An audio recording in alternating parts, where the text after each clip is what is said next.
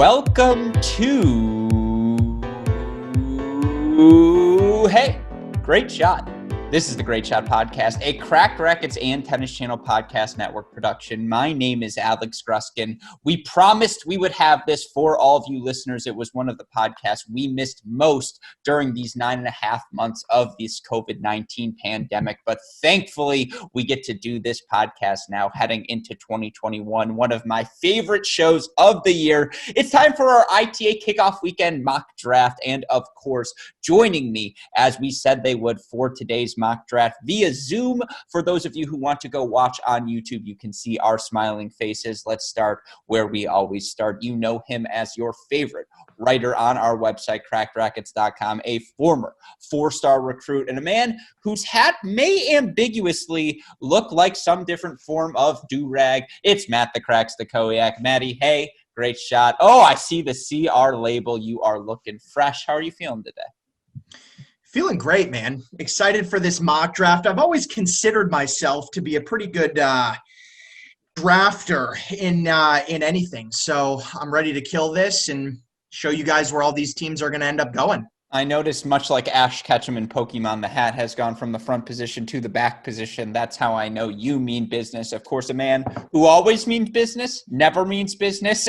Oh my gosh, and is certainly ready for this moment. You, of course, know him as the forefather of the college tennis ranks formula. Predictions never far from the listed UTR, one of the many dames who roots for the Liberty Flames, lover of almond joy, cranberry sauce, and mothers, and of course, the snitch, the professor. It's Chris Halioris. Chris, hey, great shot. Again, we had to add a few things to your intro today, and I think it's just an intro worthy of a man of your qualifications. How you doing? Yeah, you're just trying to lengthen it to the number of years, right? Yeah.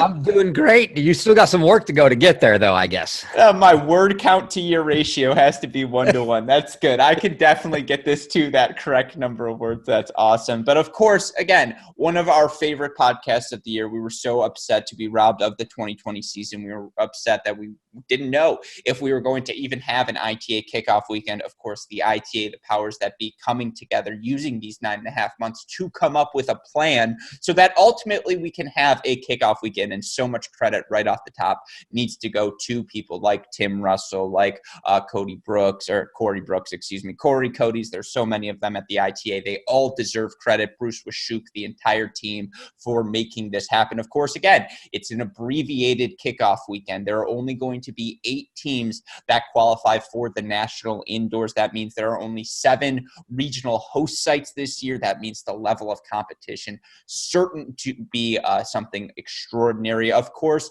there's also still a global pandemic going on. COVID-19 still a very much prevalent part of all of our lives. As such, there are going to be some very difficult decisions, travel restrictions placed on these teams that, uncertainty for all of them. Are we going to be allowed even to play this event? Is our school going to let us travel come January 2021? All of these questions we will try to answer, not just today, but of course over the course of the next month. And I should mention a huge thank you to all of the coaches, assistant coaches, players who received nagging texts from Chris, Matt, or I over these past couple of days. We're trying, and I've used this joke repeatedly, but it's a great joke. And if you've got a great joke, milk it for all it's worth. We're going to try and Nate Silver this. We're going to try and do Nate Silver 2012 edition, not 2016 or 2020. I'm pretty sure he got like 59 or 49 of the states right in the Electoral College in 2012. I think he got every senatorial race correct. That's what we're going to try and do with our kickoff weekend draft here. The 3 of us, Matt, Chris, and I,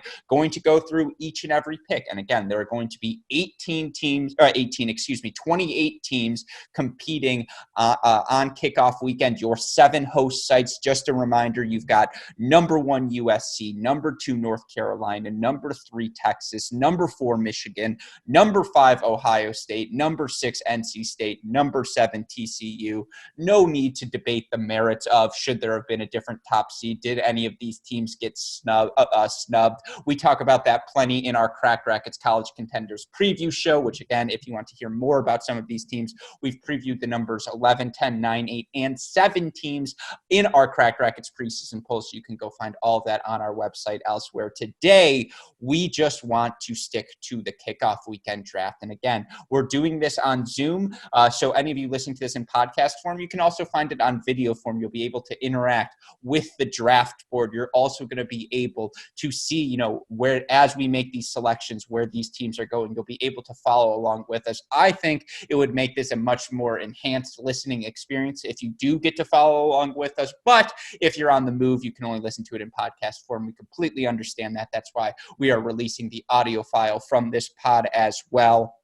Even before we get to the draft, even before we get to our coaching interviews, because it wouldn't be a kickoff draft if we didn't hear from the coaches directly themselves. Chris, Matt, we've been talking to players. We've been talking to coaches. I want to go to you first, Chris. Even before we start playing Speculation Jones, the overwhelming, prohibitive storyline for me coming into this kickoff weekend draft is just the rules in place, is the fact that geography will play just as much as of a role in this draft in dictating where teams go as merit or strength of schedule, strength of region. I know that's what I'm hearing. I believe that's what you've been hearing as well.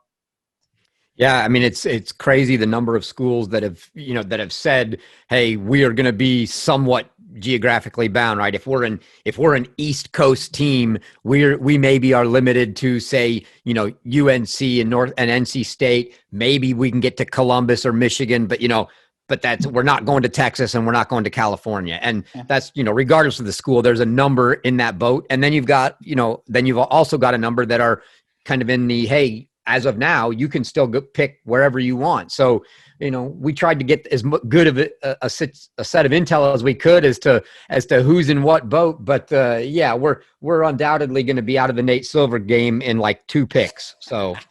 Well, of course, we're going to have some fun as well. We will have a diverging thing in the picks. There's a big inflection point. If one school goes one way, it will really set the course for the rest of the draft and sort of tell us, okay, these geographical limits are absolutely playing a factor. And we're going to factor in that decision in a couple of ways when we get to our mock draft. Maddie, same thing. Before we get into this draft, just your initial thoughts heading into the mock, heading into the exercise, what you're feeling coming into this one.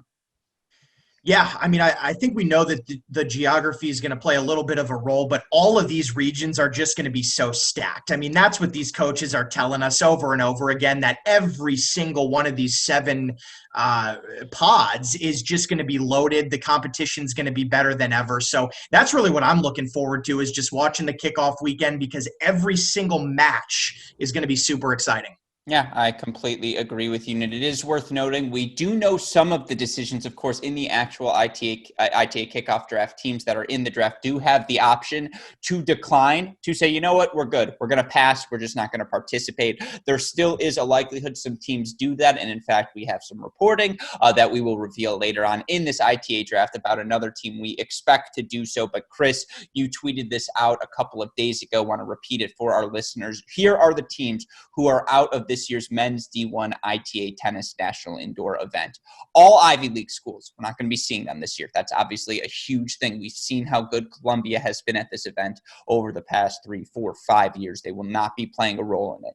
Neither will Georgia, the number 11 team on our Cracked Racquets preseason poll. They're out of this, not going to be allowed to play. Ditto for Miami, Florida State, Kentucky, Mississippi State, and San Diego. They have all preemptively said, no, thank you. We respect you, ITA. We love you. We'll see you again in 2022 for that ITA kickoff weekend. But there are still other teams, the next 4 in right now: Arizona, Minnesota, USF, MTSU. If you are a fan of any of those schools, there is still, I don't want to say 50, above 50-50, but not much lower than 50-50 chance that those 4 schools could all be in play. We will see the way the draft breaks down, if there are geographical limits, if teams, just by the way it's filled out, are forced to pass. I'm talking to all of these schools, Chris. It's like everyone's got NC State circled. And the dirty secret is, if you have NC State circled, it means you're allowed to go to North Carolina as well. And I think we are going to see teams have to go to North Carolina earlier than expected. Going to be really interesting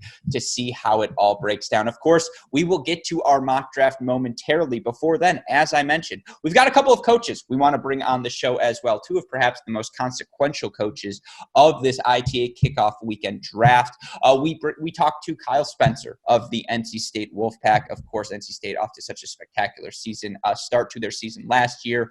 They are one of the host regions. It's a team we will talk plenty about once we kick off our draft. But we want to hear what Coach Spencer is thinking, how he's feeling about his team, who he thinks is going to come challenge his Wolfpack on kickoff weekend. Of course, we also get to talk to Baylor head coach Michael Woodson, first-time guest on our Crack Racket shows, where Baylor ends up. Maybe the most consequential decision. I mean, it doesn't matter who you are as a one seed. If Baylor's in your flight, you're on upset alert. And to hear from Coach Woodson, to hear his confidence, we recorded it before we recorded this intro. I will just say this, you fans will be very, very excited. You have a lot to be excited about if you are a fan of the Baylor Bears. So with that in mind, Westoff, let's get to our conversations with NC State head coach Kyle Spencer and Baylor head coach Michael Woodson. Joining us now as part of our ITA Kickoff Weekend mock draft, one of the most pivotal coaches of this ITA Kickoff Weekend. And of course, all of us are wondering who is going to be the first school to elect to go to NC State. Well, I bet our guest today wants those coaches to think twice before they make that decision. He, of course, is a former Olympian and the head coach of the NC State Wolfpack, Kyle Spencer. Kyle, welcome to the show. It is great to have you. How have you been holding up these past 9 months? Yeah, it's been a challenge like everybody else, but it's nice to be talking college tennis. I just wanted to, before we get into it, just say thank you so much for all you guys do. I mean, we've needed this medium for so long, and we're going to need more vehicles like this as we go further. But you guys do such a fantastic job. Thanks so much. It's like if you want us to send all these schools to Michigan in the mock draft, you succeeded. You just buttered us up. That was beautiful, Coach. Well done. We appreciate you taking time. Obviously, appreciate you saying that as well. And even before we look at this kickoff weekend, obviously such a big moment for your school. You guys are hosting an ITA Kickoff Regional, and it's not even one of 16. You are one of the top 8 schools by the ITA rankings heading into this season. That's obviously coming off of the season where you qualified for the national indoors, where you guys knocked off a top 10 Texas team at home in such a fun way to end your season. Just curious, obviously 9.5 months, that's a long time to break momentum, but you've got to be feeling good bringing your whole roster back in 2021. Yeah, I think, it was like anybody else that was having a good season. It was disappointing, to have the thing halted. Year 3 has not been good to me in my head coaching 2 stints at Maryland. Year 3, we got cut as a program, and year 3 at NC State, obviously we're having a good run there. I see that you omitted the win against Michigan early, but we'll bring it up anyway, just for your likes. But yeah, we had a really good group. The national indoor was a little bit of a roadblock for us. We had one of our guys, Robert Terzak, out of the singles there, and we had a young guys at 5 and 6, and but we had really run up the score a little bit coming into that. I think we were 8 or 9-0, and what a great accomplishment for the guys to be able to go to the tournament. And I think that's where the biggest thing people say when you're looking to draft of where you want to go. Because before we've always been in that, and my theory has always been go to somewhere really tough, and if you make it out of there, then you've got a good team. And so we were, last year we went to Virginia. We weren't sure if Nakashima was going to come back or not, and we thought that would have been a great challenge, and they were a little bit down, but still had a good match, and then to lose to Stanford, first round, last match on, a 17-year-old freshman playing for the match. I couldn't ask for anything more except winning the match, obviously. But it was great. And you talked about the Texas win. We had 2 guys that at 5 and 6 that were freshmen and came through along with Alexi, beating Ito, which was fantastic. But it was going to be a challenge of a season anyway. Just with we had a tough match against Virginia Tech, we had a tough match against North Carolina, We kind of split the ACC, but it was going to be a fun year. And I think like everybody else, we've got everybody back, but we actually don't have anybody new, which is, you look at schools like Baylor, which have, 25, 26 good players. It's one of those where you're just like, wow, I love that we have everybody back, but shouldn't we have 3 more guys that could play? But luckily for us, we only play 3 doubles and 6 singles. So, I'm happy with our guys. So. No, absolutely. And before I cede the floor to Chris to talk about what you expect to happen on the kickoff weekend, I just want to ask one more question about your team, because you bring back a guy in Alexis Galarno who quietly, probably at the start of last season, was the best, maybe the second best, or tied for first with Will Blumberg. However you want to split hairs, you want to throw Kucherman in there, that's fine. But he was as good as anyone you were going to find in the men's college game last year. And obviously coming into this season, he's had some pro success. I believe he won a futures event just a few weeks ago, beat a bunch of good players during that streak. And, we had him on the podcast during the offseason. We said, what are you thinking? Are you coming back or you're not? He said, it's really all up in the air. And to get him back for one more season, to have him at the top of your lineup, without no disrespect to anyone else on your team, but that's the ace in the hole, right? That's okay, like, you want to come play us at NC State, you're down 1-0 coming into every match because we have Alexi at the top. Yeah, I think that's, we've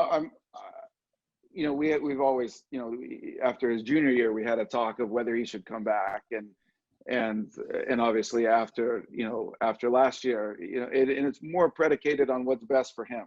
That's how we kind of set things up. And we pride ourselves in the fact that, Alexi was a guy that didn't have any ATP points, when we got here to NC State, and he's worked so hard and he's been injured a lot. So for as above the radar as he is, I think right now, he was pretty under the radar going into, sort of sophomore year.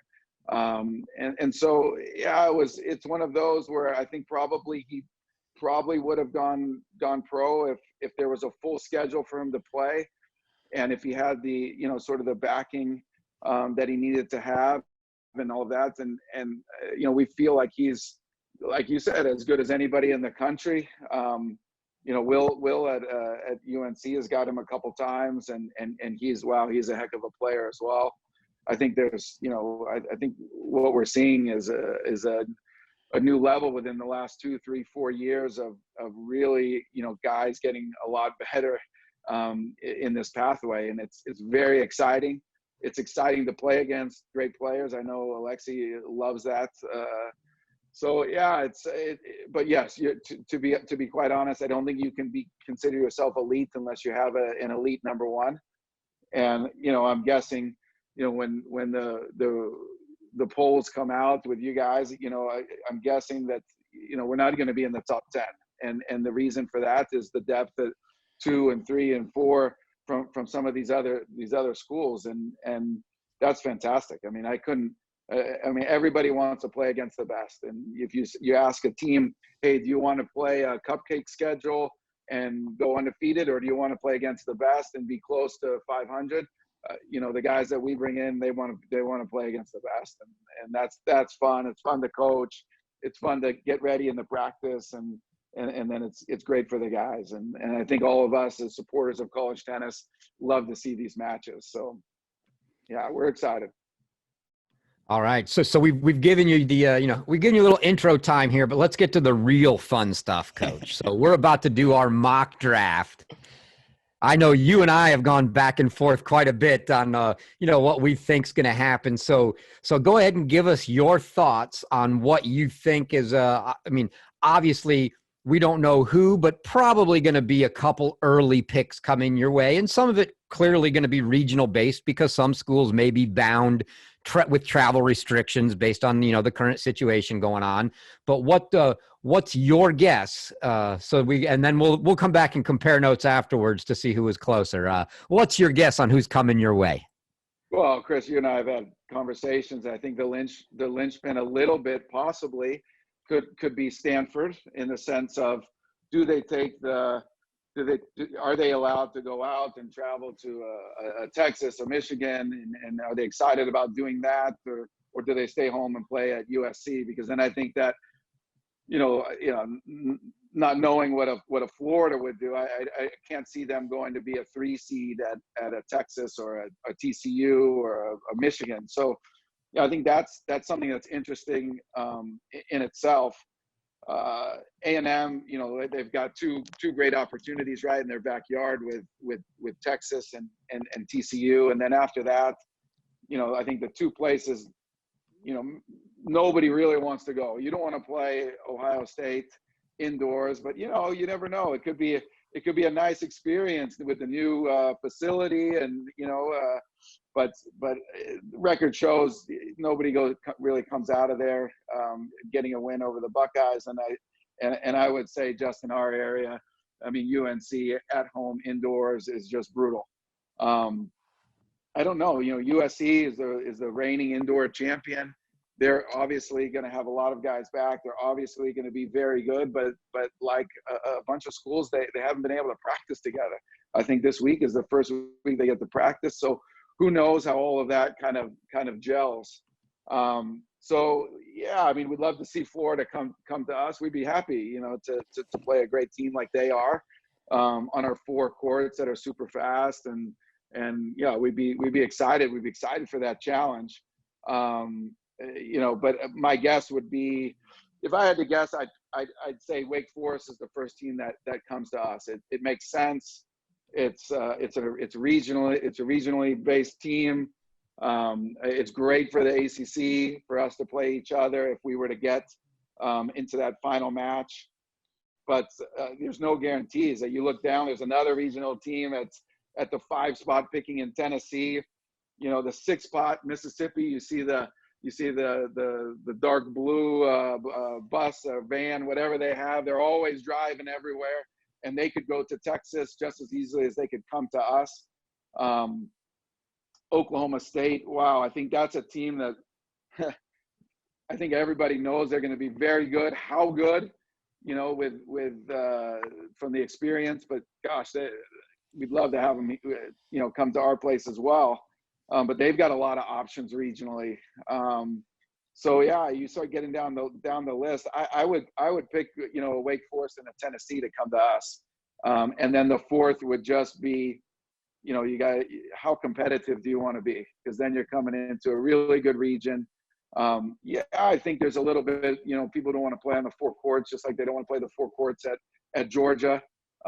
It is strategically, I know Chris, you and I have talked about it, but strategically, we've won the doubles against Texas in there. We won the doubles against Virginia in there. You can put Alexi up there, and then, you got some guys that can really play. So, it's going to be interesting. Do we get down to a Duke at 10 who will want to play regionally for sure? And let's be honest, they'll want to play us before they want to play UNC. So yeah, that's kind of how I see it, kind of shaking out. The fourth team is tough. I mean, does Josh at 11 want to come to us and play indoors? They love playing outdoors.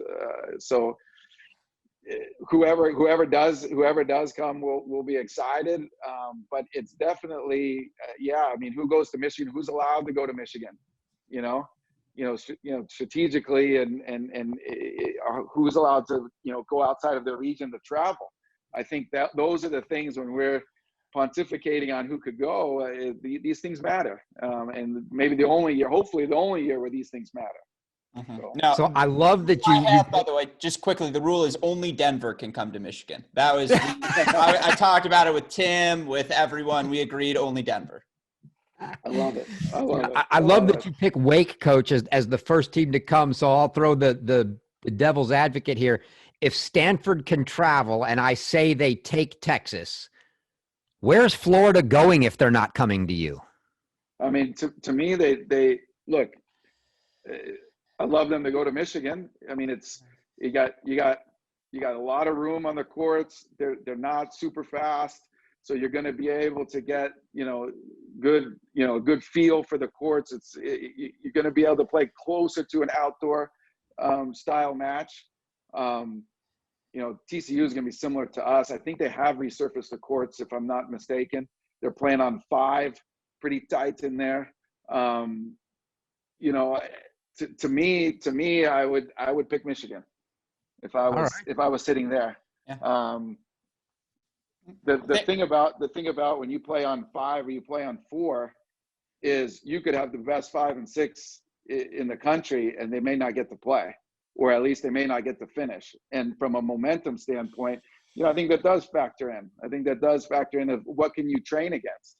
You know, if you're, you know, I listen to Coach Denton, who I have so much respect for, and you know, he's talking about his indoor record and is not very good, and there's a reason for that. But you know, look, I was at Baylor when we didn't have indoor, and our indoor record wasn't great. So I get all of those things. Interesting decisions for some coaches, for sure.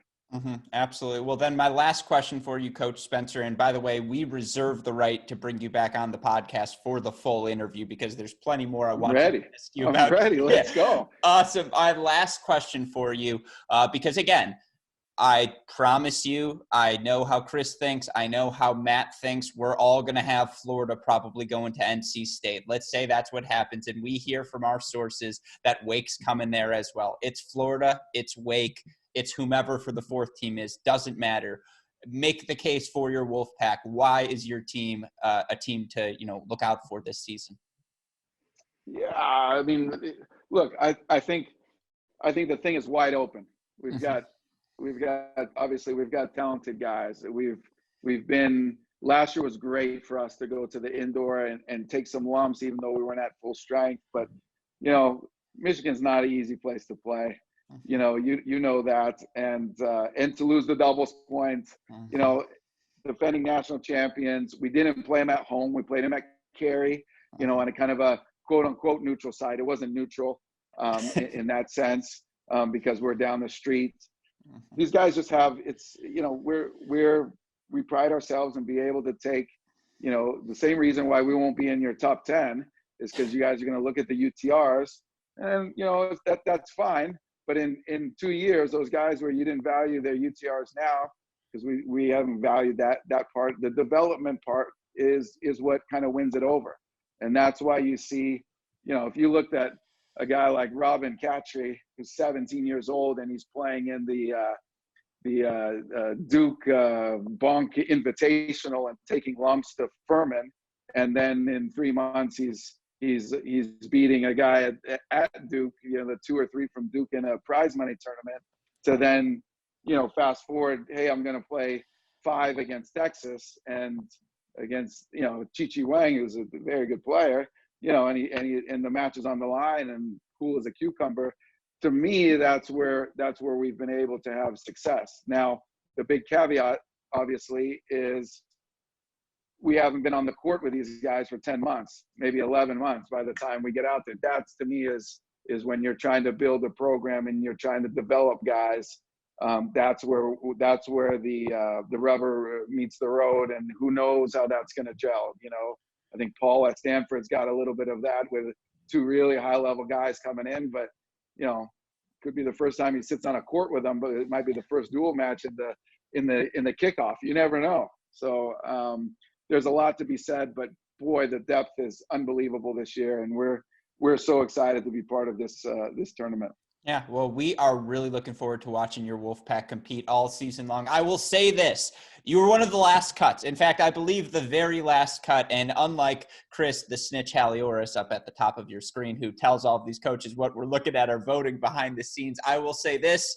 Some had you in the top 10. Others may not have. I'm not going to say who was who, but we can make eye contact right now, and you know how I feel. I watched you beat my Wolverines at home. I know what that means. So, of course, again, very much looking forward to speaking with you throughout the season, Coach Spencer, and good luck to your team. Stay safe, stay healthy, and obviously go Pack. Thanks, guys. Thanks so much. And Chris did not divulge any information, just so you know. When we got to 8, and we weren't there at 7, I said, okay. I put the pieces together. But thanks so much, guys. I appreciate it. I can't wait to hear the podcast, and then obviously excited for Monday to see how inaccurate or accurate you guys have figured this thing out. Yeah, we will do what we can, Coach. But again, thank you so much. Stay safe, stay healthy. We'll talk to you soon. Go Pack. Go Pack. Awesome. Yeah, that was, hold on. Joining us now on our Cracked Racquets ITA Kickoff Weekend mock draft, one of the most important coaches heading into the weekend, as the maybe biggest question all of us college tennis fans are wondering, where will the Baylor Bears be going on kickoff weekend? And perhaps no better person is better qualified to help speculate about the answer to that question than the head coach of the Baylor Bears. First-time guest here on our Cracked Racquets shows, but not the last time, as we will be interviewing him to preview the Bears season in just a couple of weeks. Coach Michael Woodson. Coach, welcome to the show. How have you been holding up these past 9.5 months? I appreciate it, Alex. Thanks for having me on. It's been a wild 9.5 months, to say the least. Thankfully, my family and friends have been able to stay safe and healthy, and everything around Baylor and Waco. We've been very fortunate to avoid a lot of the tragedies that are going on around our country and around our world, and just very blessed to be where we are and with the guidance that we have, and I think in a very fortunate position. So it wouldn't be fair of me to complain about anything that we've got going right now. Mm-hmm. No, that is awesome to hear. And look, if I were you, I wouldn't be complaining either, because I've seen your roster. It's ridiculous. You got a lot of fun questions ahead of you in 2021, and really that's the place I want to leave off. Now, obviously, you guys had a really talented roster last year, and unfortunately for college tennis fans, we didn't get to see Jensen play. Whether he's going to be a part of the roster this season or not, that's a discussion for another time. But even if he isn't, I mean, there's a legitimate world where you, Coach, have two former number one singles players, two high-level number one singles players, playing maybe 3, 4, 5, even 6 singles in your lineup. And you just look at this roster. And if you're another coach, we're on Zoom, so I can show you this. You just want to go like this to you. You just want to be like, are you serious, Baylor? Like, come on. And so just curious, that my first question is, how are you feeling headed into this season? Because obviously it could be a really fun one in Waco. For sure. I mean, it's such a great group of guys. I mean, I think we can all talk about what a high level team we have and how talented and experienced a lot of these young men are, but it's just such a strong group. They all have very high, lofty goals, dreams of playing at the next level, a love for the game, a strong work ethic, a passion, just an excitement to be here, and to get to work every day. And that makes it fun, regardless of how we do this spring. It's just exciting to be able to go out and get to work with these guys and see them really compete at what has been an exciting and a high level. And I'm sure it will continue that way, and unless the coaching staff gets in the way, frankly.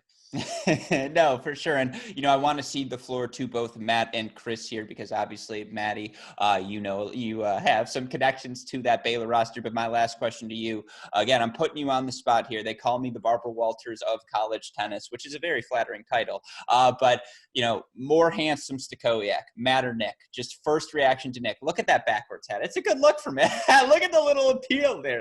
That's a good look there. I think it's typically you go with the person that you've seen more recently. So I think I'm going to have to go. That's a fantastic answer, Coach. That's a fantastic answer. I think, also Nick's very comfortable with where he's at overall, so I don't think he needs me to pamper him at all. That is good to hear. And I know, Maddie, you have a question for Coach. Yeah, Coach. Obviously we all know how important doubles is, right, in college tennis. And it just seems to me that you have a lot of really, really high-level doubles players on your roster. So just kind of curious about, like, what your thought process is going to be in terms of finding out, doubles pairings and, how that's going to work throughout the season, because you have a lot of options. What goes into your decisions when it comes to different doubles teams? Yeah, I mean, we don't have a shortage of talented doubles players with great experience. I mean, I think it's 6 or 7 of the guys who've played in the NCAA individuals and doubles. It's an impressive group. I think it just comes down to, spending time testing them out, seeing what works. We were able to see quite a few different pairings this fall. Even though it's kind of a developmental period, we did focus a little bit more at the end of the fall on doubles just to see what it really looks like. It's not going to be easy, but I think there's a lot to be said for building rapport, getting those matches together where the guys are comfortable and guys just kind of click. I mean, look at Charlie and Matthias, for example. They went up to Fayetteville, had never played a single practice set of doubles together and won the tournament. That speaks to me, I think it goes down to who's comfortable on what side, what the situation is, on match day. I think, we're going to go 10, 12 deep in doubles as far as who we feel really confident in playing day in and day out. So it's going to be a tough one. I think there's a lot to be said for maybe, having guys focus on singles or focus on doubles, depending on the situation. So you may see us go 10 to 12 guys in a match. We're ultimately going to play the best lineup that gives us the most likely chance to have success. And that could change day in and day out. But I think in general, we have a lot of confidence in the guys that we have in the doubles lineup on the roster, and also want to give them a chance to build rapport, because I think, it wouldn't shock me to have 3 teams playing in the NCAA individuals. And I want to give those guys that opportunity if possible. Mm-hmm. No, absolutely. All right, Coach. Yeah, I was going to say, Chris, let's get to the hard hitting stuff. Yeah. Let's get to the fun stuff. We're about to do our mock draft. We need some insight. So I'm going to throw a scenario at you. Obviously, you guys are down at the 16th pick, right? Assuming there's going to be one pass in front of you. So you're going to get the 15th pick. Clearly, there's going to be some full sites. I'm going to say, and I haven't even gone through the whole draft myself, but let's just, for the sake of argument, say Texas and NC State are off the board. They're full. Nobody wants to go to North Carolina or Ohio State. So you're sitting here looking at USC, Michigan, TCU. What are you thinking? I mean, that's a great question. Who's to say that those other sites aren't going to, are going to fill up? I mean, Texas is a talented team with great depth, and NC State's tough, especially at home. I mean, Kyle's going to have those guys ready to compete. So, I mean, you've definitely put me on the spot. I mean, the idea of going right away and competing with the best teams interests me and interests our guys. I mean, to say that we're not going to pick Carolina or Ohio State is untrue. I think we can go up with those guys, and there's certainly maybe 2 of the best 3 or 4 teams in the country, but I think our guys feel confident that we can do that as well. So that we'll consider those strongly. If you were to say between SC, Michigan, and TCU, I mean, that's tough. I think it will depend on who else is there and what does it look like. I mean, if Florida or Texas A&M make a selection right away, and you're going to have to play, they might be better than the team that's hosting. So it's really a tough one to kind of decide and see. But we have the luxury here of being able to practice indoors and outdoors. So I think that there's certain schools that are going to kind of take outside off the board or take inside off the board. We really don't have that issue because of the weather should behave. We will be able to practice outside. We've got access to faster courts, slower courts. We can go indoors. It'll give us some options. So to be honest with you, we sat down as a staff and discussed this earlier today, just so that you haven't done more research than we have. Wanted to, I think maybe that's our confidence. I don't know if that's bad coaching, but I just think we're confident in the group of guys that we have, and I think it will play itself out. I mean, unfortunately for us, we're pretty far down. I think a lot of people are going to be making the decision for us by the time it gets to pick number 15. But we've had success at Michigan before. What a fun place to play a tennis match. I would love to take our guys back there and have the opportunity. I mean, Adam and Benny, they do such a great job with that team. They're so talented, especially at home indoors. That's a fun place to play. Would love to play the Wolverines there at home. Who else? TCU. I mean, we're going to play TCU twice already, home and away. I mean, David does a fantastic job with those guys. I think that's a great spot. Their courts are fast. We'll have to look at that. Is that something that we want to take on, going up there? But it's comfortable to only drive an hour and a half and, stay. It's very close to home. We play there all the time. We know that facility very well. That's a great option, and we love playing Big 12 teams. So I think that, that could certainly be a scenario that we'd be interested in. And, we're actually going to NC State in late February. So we play Wake and NC State on the road. I'm from Raleigh. So to say I wouldn't want to go home a couple of times is just lying. I grew up an NC State fan, so I love that facility. Obviously, Kyle's team, they're competitors, but, it'll depend on who's there. If Texas A&M and Florida choose that, it's going to be, that's a tough regional, even if one of the spots is open. But I don't think we're not going to choose just to go be the 3 seed and get away from the host in the first match. I think we're more looking for 2 really good matches. While I think our team will have an opportunity to advance if we play well. I think everybody's going to look at it differently, whether it's trying to get one good win or trying to find the easiest path, or we're somewhere in between. I think we don't want to go somewhere that has 2 teams that we think maybe not going to be as strong down the road, and miss out on, say we play the number 1 team in the country and we lose a tough battle, then we walk away without getting some meat on the bone there. We definitely want to consider both options, but we feel confident that we have a team that can get to Illinois and compete. We've got some guys that I would argue are better indoors.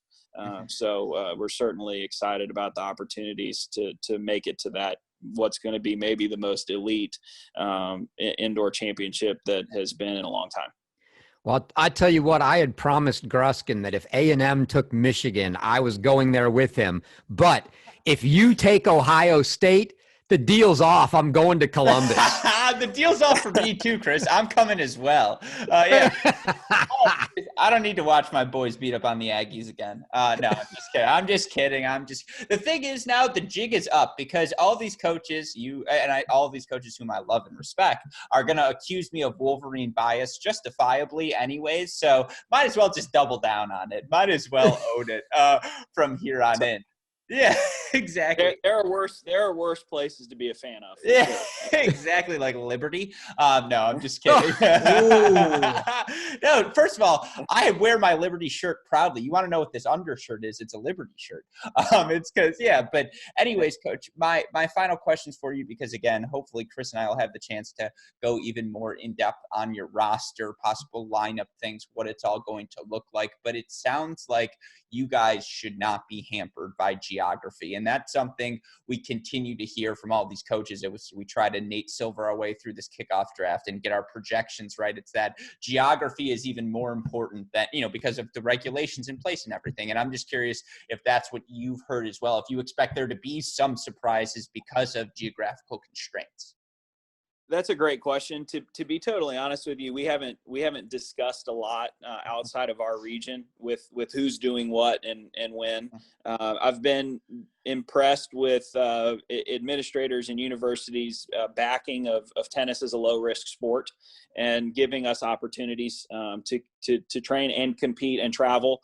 And so that's been really encouraging from those that I've spoken to and just, our administration, the Big 12, those that around us, Texas A&M. It's been really, really nice. I think, our biggest thing is we try to look at it. I'm sure certain schools are going to choose things from budget constraints, from travel, safety constraints. It makes sense. That if it's right down the road and it's kind of close, that would make sense. I mean, that will be something we will consider with TCU being an hour and a half away versus flying across the country. But that won't make our decision. We have the green light to do what we feel is best for the program, and that's what we'll do. I mean, as representatives, we need to get the guys in a position where they can succeed. Yeah, well, we are expecting a lot of success, of course, here at Cracked Racquets. Yeah, no pressure, of course. But no, Yeah, exactly. But we are very much looking forward to watching you all compete. So again, Coach Woodson, thank you so much for taking the time to chat with us tonight. Hope you and the guys stay safe, stay healthy. And again, hopefully we'll talk to you in a few weeks on our Cracked Interviews podcast. So now you've gotten a little bit, here was the warm-up pitch. You can come out swinging for part 2. That sounds great. I appreciate all of your time. Thankful for everything you guys do for college tennis. I mean, it means a lot to everybody involved in building the sport, and especially for our student athletes. And they love it. They love all the coverage you guys do and all the excitement you build around the game. I mean, they deserve it.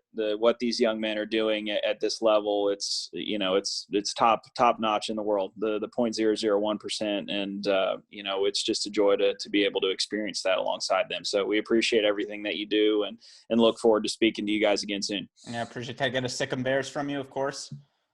Hey, sick 'em. Yeah, there it is. Awesome. Well, thank you, Coach, so much. Take care. Stay safe. Stay healthy.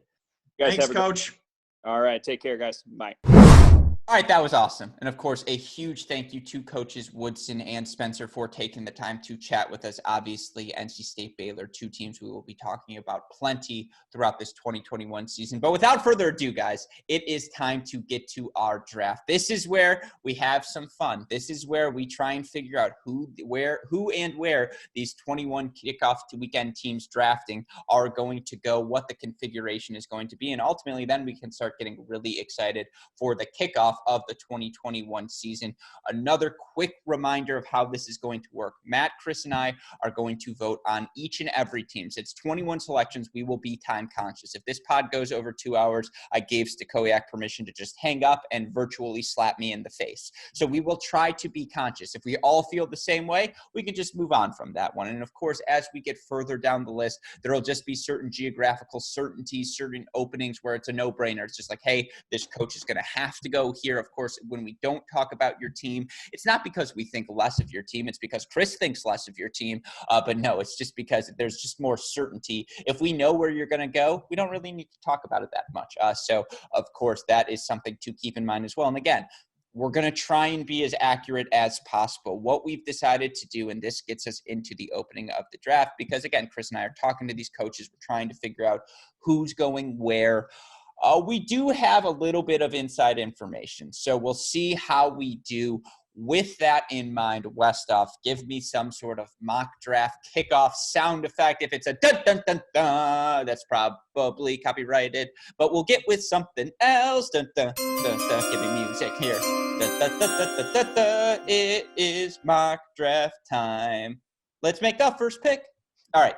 With that in mind, leave that as a sound effect. Just brush it up a little bit, Westoff. On podcast form, that sounded way better than it will look on Zoom. I see both of your faces right now. That's why I do the podcast usually. Anyways, here we go with the very first pick. And again, Chris and I are going to play around with this first pick a little bit, but this first pick, perhaps the most interesting pick. This is the linchpin. And I know it sounds simple. Oh, the first pick is the most important. Well, yeah, it is. And if you listen to our College Contender series, you know Matt and Chris, and I'm not quite there yet, but I'm getting on the bandwagon, but Matt and Chris feel very fondly of the number 8 team in our Cracked Racquets preseason poll, and that's the Stanford Cardinal. And of course, Stanford brings in the top recruiting class in the nation. They also bring back Geller. They bring back Rodstart. They bring back Sreedhar. They've got a loaded team.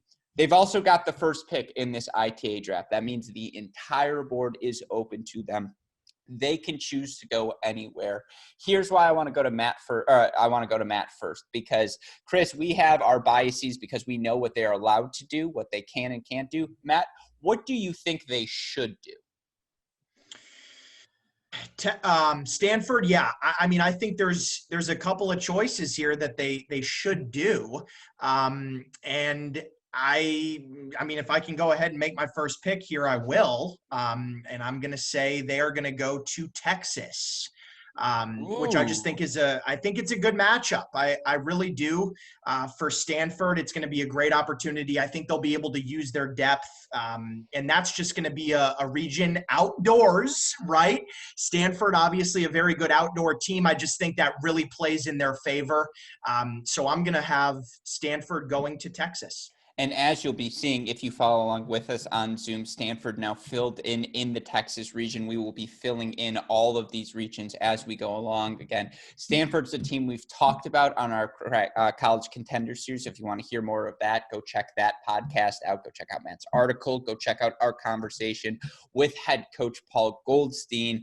Chris, this is where I want to bring you in because we know there are geographical constraints. And maybe some people are thinking, Matt, you're not going to have Stanford go to NC State. I think we all agree, Texas, you lose Ito, you lose Sisgard. NC State bring back everyone. Texas is the team to go to first geographically. It makes more sense for Stanford. It's closer than NC State. Chris, why outdoors? It's outdoors as well. Thank you. That's a good reminder. But Chris, why are we hesitant about this pick? Yeah, I mean, the hesitancy is just in the question of, are they going to be able to get out of California? And I think we're all going, well, certainly they want to play outdoors if they can. So it's Texas if they can get there, but they may be, there could be some regional restrictions, some travel restrictions where if they have to drive, they have to go to USC. So, just for the listeners, because we don't want to be completely skunked on the first pick, I think we're going to split the difference here. I'm going to go with Maddie and stick with what I think they would do if they aren't restricted, and that is Texas. Mm-hmm. I think that's a good pick as well. And look, it makes sense, and you see on Chris's draft board, Stanford goes to Texas. Look, Texas was really good these past 3 years. And even last season when they lost, Tellis, they lose Marks, they lose the bottom half of their lineup, they still brought back Spazzeri, they still had Chi Huang, they still had Waldy, they still had a ton of talent. And had they kept even one of Sisgard or Ito, I think you probably go to NC State at that point. Maybe it's a little bit closer. Maybe you want to throw Michigan in there. But I agree with you. I think Texas is probably the most vulnerable of the seeds. I think that's what we're saying here. Here's why, in my mock draft, as Chris mentioned, we're going to have Stanford not go to North Carolina, but we are going to have Stanford end up going to USC. And the reason we're going to do that is simple. Geographically, it's the easiest. It's the most feasible. It's the thing that's probably most likely to be allowed from an athletic. If you're an athletic director and your tennis coach comes up to you, and we know there's a ton of uncertainty. We know, Stanford, to get them to travel to Michigan, would a Big Ten school allow that to happen? Who knows? For Stanford to travel to NC State, now you're literally traversing the country. I think it comes down to Texas or USC, and you talk to people around the Stanford program, and that's what they say as well. It's like, look, if we are allowed to go somewhere else, we're probably going to go to Texas. Or they don't even say that, but it's like, come on, we can do math. You're going to Texas if that's your choice. If they are not allowed to do that, the only place they would probably be allowed to go geographically is USC. And if they do go to USC, everything opens up. Everything. Because now NC State is still open. Now Texas is still open, and it's all perpetuated by an additional pick. And if Stanford is forced to go to USC, the biggest winner are my Michigan Wolverines. Is my Michigan Wolverines team for sure, because then it's one less pick. If you're Michigan and you don't get one of the first four, Florida, Texas A&M, Wake Forest, or Stanford coming to you, you feel like you dodged a bullet, because all four of those teams are just as good as any seed in the top 7. And for the sake of just playing out, again, this is so we're going to have multiple shots at being Nate Silver. I am going to put Stanford going to the USC bracket just for the sake of accuracy, just so if that does happen, none of you will be shocked. You'll be like, oh, we prepared for this on the ITA Cracked Racquets mock draft. So, of course, I am going to hit a refresh here. I know Chris did his job. Of course, he did. And we can now see Stanford going into the USC region. Of course, whatever region Stanford goes to, and assuming they're not going to go to North Carolina or Ohio State, I guess if they go to USC, maybe not as well. But they're a threat to win any of these regions. I mean, they absolutely are. But with that in mind, let's move to our second pick now. Maddie, I want to go back to you. You picked Stanford going to Texas. I think that's something we can all see happening. You are now Florida in Oliver Crawford-less Florida, and we talked about this Florida team already as well on our Cracked Interviews and College Contender series. Where are you going? Yeah, I like this Florida team. I think they're going to go to NC State. I'm going to send them to Raleigh and put them in that Wolfpack region. I know Coach Kyle Spencer will welcome the Gators to Raleigh. So, I just think that Coach Shelton's going to feel like he can advance out of that section. I really do. And NC State is going to be very, very tough at home. But to me, when you look at this, Stanford choosing Texas, I don't think they want to go to Texas and be the number 3 and have to play Stanford right out of the box. That's not good for Florida. So I'm going to put them as the number 2 seed in the NC State region. I feel pretty good about that one. Chris, we both heard the same rumor over and over and over and over again about the Florida team. You want to tell our listeners what it is? Yeah. So for that reason, we're gonna be 2 picks in and all different at this point. So I've heard from multiple coaches, even though I can't get a peep out of Coach Shelton or Coach Stump, but multiple coaches have said Florida does not want to play on a 4-court indoor facility, which is what they've got at NC State, and that's not NC State telling me that because they don't want them there. They'd be happy to see them there. They're really fast. They're really fast indoor courts. Again, not as much to Florida's liking. So, and you just heard what Coach Spencer had to say about the courts there and at Michigan. So I am going to really get into Gruskin's crawl right off the bat. Here we go. And I'm saying Florida to Michigan. Oh, make it so, number 1. Put Florida in that. We are on Chris's draft. You can see there, Florida to Michigan. Here's where I push back. Under this scenario where Stanford goes to Texas, I understand it makes 4 indoor courts, and over you hear that's not what they want to do, but just geographically, you have to go to NC State. You just have to if you're head coach Shelton and if you're head coach and if you're assistant coach Tanner Stump, because it's so much more convenient. It's an easy pitch to the athletic director. It just makes the most sense logistically in a time when you want logistics to be as simple as possible. And normally that's not what you're thinking about. Normally, there are geography rules here and there, but it's like, okay, I want to travel to the region that gives me the best opportunity to make the national indoors. Normally there are 16 seeds. So the thought of filling up a bracket, being the second person anywhere this early in the draft is just foolish. So I think I'm going to have Florida. You're going to make that argument, and now on your pick, you're going to send them to Texas.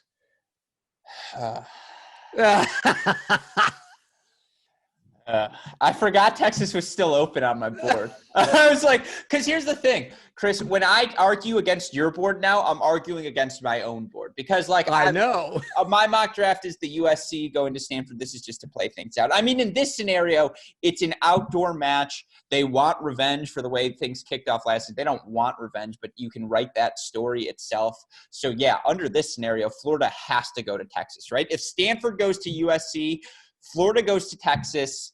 No question. We know where Wake Forest is going no matter what. So I am going to have Florida go to Texas. But now the question, and I'm going to go first here just because it's so funky, Texas A&M, where do they go under this situation? And we talked to Coach Denton on the Correct Interviews podcast not that long ago. I was texting with him, people around the team. The way he had it, he was very definitive. He said, look, we have 3 sites circled. We have Texas, we have NC State, and we have Michigan circled. Those are the 3 places we would go. And, we had a different coach. I think it was Roditi during our Correct Interviews podcast, so I can quote him directly and tell you that he said this. He said, look, the rules that govern you, it really depends on if you're in a blue state or a red state. And I'm not getting political, Matt. I see you. I see your eyebrow furrowing. Don't worry. I see you in your do-rag. No, I'm just kidding. I'm just saying you look like you're wearing a headband. That's why I'm such a fan. Like you look like you're ready for battle, which I suppose this mock draft is battle. Anyways, Texas schools, it seems like they're allowed to do what they got to do. I mean, you just heard from Coach Woodson. We talked to Coach Denton. We've talked to Coach Roditi. They're going to be allowed to do their thing. Under this scenario, there's no way A&M doesn't go to NC State, right, guys? Yeah, in your scenario, they have to take NC State. It's a no-brainer. So I'm going to have A&M going to NC State. Now, let's get back to the real world, although I would argue mine is more fun. Maddie, I want to let you go first so that we can yell at Chris later. This is a big moment for A&M because for you, NC State filled once, Texas filled once, and God help the team who wants to play Stanford in their first kickoff weekend match. Does A&M have the huevos to do that? Are they team number 3? They're not afraid of Florida, or do they make the trip up to Ann Arbor? Because I'm telling you, according to Coach Denton, it's going to be one of those 3 schools. What would you do? 3rd team at North Carolina or Austin, or 2nd team at Ann Arbor? Yeah, I'm going 2nd team in Ann Arbor. I'm going to Michigan. So remember last year, you guys were there indoors, first round. A&M lost to Michigan at the national team indoors last year. This is one of those matchups that I want to see. I don't think they're going to have any fear going up to Ann Arbor. And again, do they really want to go play Stanford as the number 3? Do they really want to go play Florida right out of the box as the number 3? I don't know. I feel a little bit more comfortable putting them as the number 2 up at Michigan. Yeah, I think that's a fair point. I'm trying to pull up that box score from the A&M match. You can see here already I have things saved from the Michigan account on my browser. You guys are getting a full look into the things I do here at Cracked Racquets. I'm trying to play producer today. Obviously, never could do as good of a job as our super producer, Daniel Westoff. But, Chris, under this scenario, you look for Matt. He has A&M going to Michigan. Is that the decision you would make? Obviously, you already have Florida in Michigan. I assume you will now send Texas A&M to NC State. No question. Yeah, I think with Maddie and I taking Stanford to Texas, I think those next 2 picks go NC State and Michigan in one order or another. If Florida, does pick on NC State, then I think A&M goes to Michigan. If Florida takes Michigan, then I think they go to NC State. I don't think they're going to be bound to stay near home and have to go to either TCU as the 2 seed or Texas as a 3 seed. Yeah, look, it was so interesting to me from both of you guys early on, and again, you are all seeing me if you're watching this on the video play with the Texas A&M schedule, because I want to bring up they have faced both of these matches that they would end up facing before. They have played Michigan last season, as you mentioned. Aguilar's up 6-2-4-0, I believe, on Andre Styler, and then to end their season last year, you look at what they were able to do. They were able to beat a Florida team at home still, but yes, they beat them to end their season. They had the inside track. The browser doesn't want to agree, so we'll just pretend it's podcast form here. So they are not afraid of either of these teams. Now, I think it's really interesting that all 3 of us have all 3 of our first teams going to separate regions, dispersing. We don't see any congealing. We don't see any 3 teams. I'm not afraid of either of these teams yet. I don't know if I feel that way. And I don't think that will be the case through the first 4 picks. And I'm upset that my Michigan squad didn't avoid a top 4 scenario in any of our mocks except for mine. Of course, that's the case. So heading into again, to reset after the first 3 picks, Maddie, we'll go back to you. Or I want to come back to you. I'm going to go to Chris first because I think we can both say with a fair degree of certainty, Wake Forest is going to NC State. It's not a question. They don't care who else is there. We're both pretty confident, Chris, that Wake Forest is going to NC State. Yep, absolutely. I don't see any other way around it. I mean, I think they're going to stay close to home.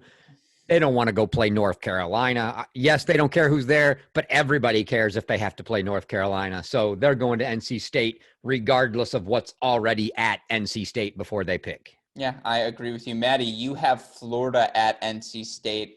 Do you think Wake's going to go there? Oh, absolutely. Absolutely. That's what I had penciled in. I don't think there's any question. Chris just mentioned everything. Coach Bresky's not going to fear. I mean, as good as Florida is, as good as NC State is, he's going to have all the confidence that they can get out of there and make it to Illinois for the indoors. So, yeah, no question for me on that one. One of the easier picks, probably. And you see it on the screen now. They played last year. It was after the quarterfinal match. UNC just blitzed Florida. Meanwhile, Wake Forest played this 4-hour drama late into the night against Ohio State. So I'm not sure if this score exactly reflective of how close it is between these 2 teams, but these are 2 teams that have depth. from top to bottom. And let's do something we have yet to do here, Chris, something I know you're excited for, as the predictions are never far from UTR. Let's play a little game of comparison here. Let's look at that first round match between Wake Forest and, of course, the Florida Gators, what it would look like. Again, a shout out to our friends at Slam Tennis, who I should have shouted out earlier, for giving us access to the board here, making all of this possible.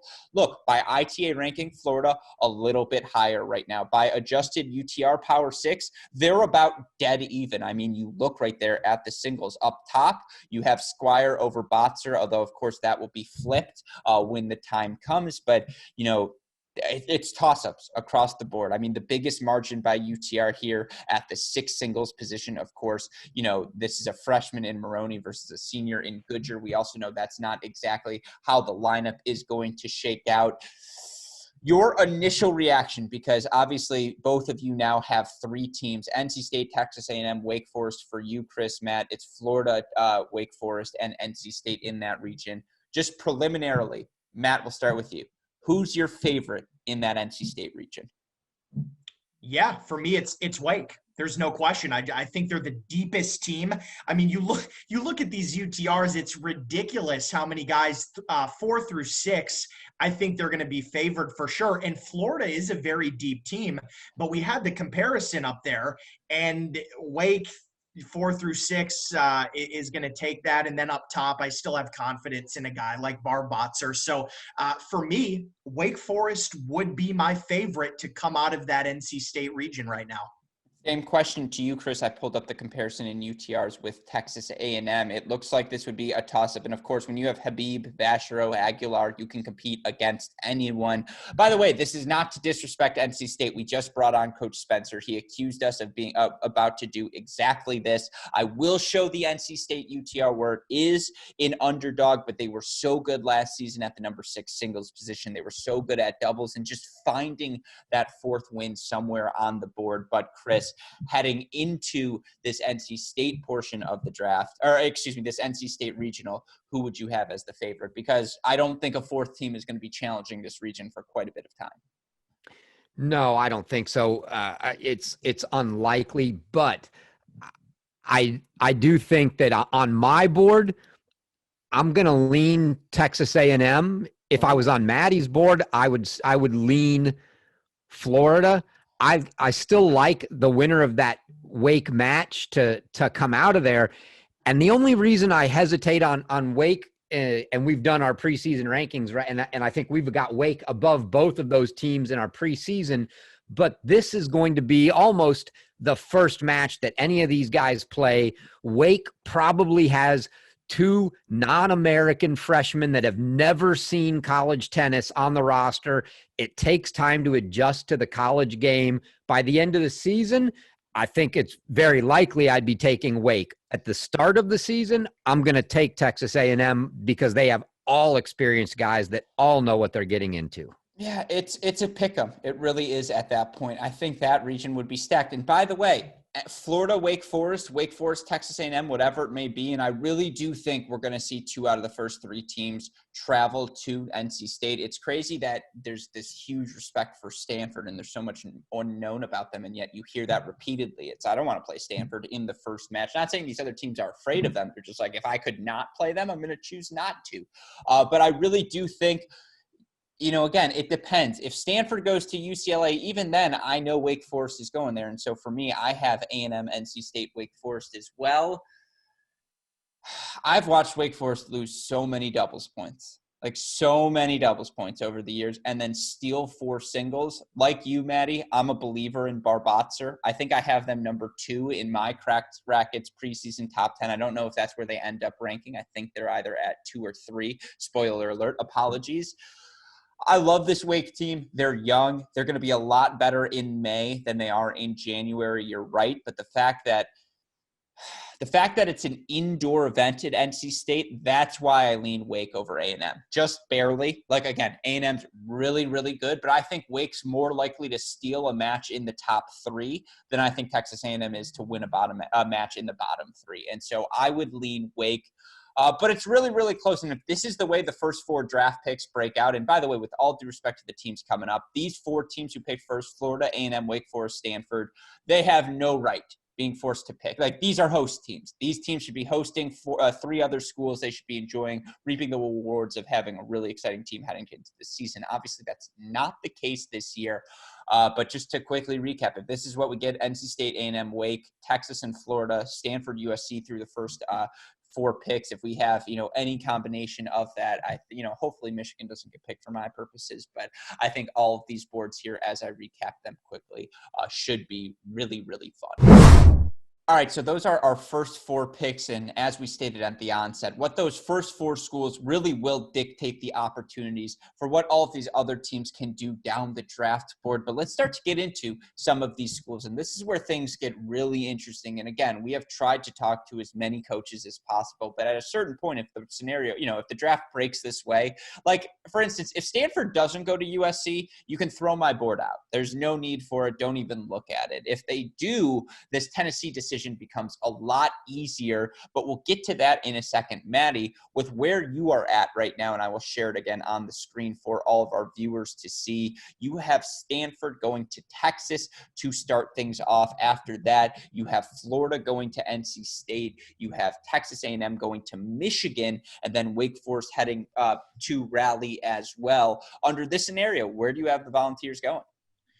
Yeah, I think this is ideal scenario for the Volunteers. I'm going to put them at TCU as the number 2 seed at TCU. Now, TCU's an indoor site this year, which could be, people are going to be thinking about that. Should they play outdoors? They usually, I believe, are an outdoor site. In the past, they usually play outdoors. Their courts, that's one thing, a little iffy there. TCU indoors, but I think Tennessee's really going to take that opportunity and feel good about it. Tennessee doesn't mind playing indoors. They have a beautiful facility. And, I think for them to be the 2, they're going to have a really good chance there. So I like that. I like it. I think it's ideal for the Volunteers if they get to go to TCU as the number 2 seed. For Tennessee last season, Chris, 14-2. This was a really good team, and their one loss to Columbia at the kickoff weekend was an absolute battle. And of course, their other loss was a 4-2 loss to Georgia. Georgia, a team we're all very high on heading into this season. But look, this Tennessee team is absolutely dangerous. They have a lot of their cast of characters back on the roster, as do so many other schools across the country. If they end up at TCU, that it's indoors, that is a very interesting match, Maddie. Of course, under your scenario, Chris, they face a fairly similar dilemma, no obvious choice open to them. Do you agree with Matt, Chris? Yeah, I actually do. I think for all reasons above, like you said, it's and Coach Roditi told us the first time in quite a while they've declared indoors because they like their team indoors. But Tennessee loves indoors. I don't think they would envy the prospects of playing their own, their SEC foes in Florida or A&M. If we've got them slated already at Michigan and NC State, I can't imagine anybody wants to go take Stanford in the first match. So that's the best available spot open, assuming they can travel, which I think they can. I go to TCU. We talked to Roditi again on the podcast, and he was like, why do you think we schedule, he's like, well, I haven't been that good indoors over my career, and that's why we scheduled this indoors. We want to get better at it. We know we have to get better at it as a program. And to any of you coaches out there, that's the mindset you want to have, right? That's the mindset I think all of them have, is that they want the tough challenges for these kids early on. I think if you're TCU and you come out of that top 4 as well with no one coming to Fort Worth, you're dancing. If you're David Roditi, you're tomahawking that cowboy hat across Fort Worth, and you're just saying, thank God the first seed we see is Tennessee, because again, there is a drop in tiers between Tennessee and the Wake Forest, A&M, Florida, Stanfords of the world. That being said, I think it's a really simple choice for me. Tennessee's going to Michigan. That's just where they would go. That's probably the first seed. Although TCU, Michigan, who would you rather face indoors? It's maybe a toss-up. But I probably think – because, if you're Tennessee, you didn't expect that configuration. You expected you either going to TCU or bust. I think you just jump at that open spot. I think you're like, you know what? Yeah, Michigan's really good indoors. It's at home, but we'll take our chance. I also think travel-wise, Tennessee to Michigan versus Tennessee to Fort Worth, it's probably pretty equidistant. So geographically, you can kind of throw that out the window. If you had my board, Chris, since we're kind of doing this together, you have Tennessee at Michigan? Absolutely. Yeah, just by UTR. Just quickly, let's do a quick comparison of the teams, Tennessee to Michigan by UTR. Tennessee in 80 by power UTR, my Wolverines. Approximately a 79. Well, Tennessee would have 5 favorites. You compare that with how they would match up against TCU. It would be 5-1 split to TCU. So by UTR, they probably do head to Michigan. But that's Tennessee in the books now. I have them going to Michigan next. You guys both have them TCU next. We get to Oklahoma State, who would probably be kicking themselves if Tennessee does end up in Fort Worth. They're like, oh, that would have been our first spot. Geographically, it makes sense. Of course, they probably are. I mean, they definitely are going to see. You got Ole Miss first, Alex. Oh, they have Ole Miss. Yeah, that's good reading by me. Hey, great shot. Okay, let's go to Ole Miss. It was inevitable. This is why they don't let me work the real draft yet. This is why it's just a mock. But let's start with Ole Miss, another SEC team then. And again, you look at the geography for them. Do you want to be the 4th team at NC State if you're Ole Miss? Do you think you can beat them and get a really good second match then? Do you maybe head to Ann Arbor, think you can beat head to Ann Arbor, head to TCU, think you can beat TCU? You know, what are you doing, Maddie, if you are the Runnin' Rebels? Yeah, I think they're just the Rebels, actually. Wait, isn't UNLV the Runnin' Rebels and Ole Miss is just the Rebels? That's right. Yeah, I know. Sorry to qualify my Rebels incorrectly. Nevertheless, go on. I'm gonna stick them in Fort Worth actually, and have them play as the number 3. They're gonna play Tennessee right out of the box, and familiar foes, right? That's an SEC matchup that we get right there. And you know, if you're Ole Miss, you don't want to go play Stanford in Austin. You don't want to be that 4th team at NC State. I wouldn't think so. I think they're going to look at that and say, you know what, geographically, again, fairly close, match them up with Tennessee, a familiar foe, and then take your chances maybe with a TCU after that. So, you know, if you're Ole Miss, we'll see. No, you look at the UTRs here by comparison. Tennessee would have all 6 favorites, but they're pretty narrow favorites. It's not too crazy. I mean, it's comfortably Tennessee, but as you mentioned, that's a conference foe. Of course, you compare Ole Miss now to someone like NC State. Let's see how that would fare out. Ole Miss compared to NC State. Wow, Ole Miss would actually be favored in 5 spots by UTR. So with that little tidbit in mind, Chris, you going to agree with Maddie, or are you going to send the Rebels to NC State? No, I'm not going to Fort Worth at all. I actually only had 2 thoughts in mind. The first was NC State. The second was someone is going to take a flyer on USC. I thought you were about to say Columbus. I was going to be like, that's crazy. No, well, see, here's the deal that we haven't really talked about yet, and we haven't got into what the rule is going to be here.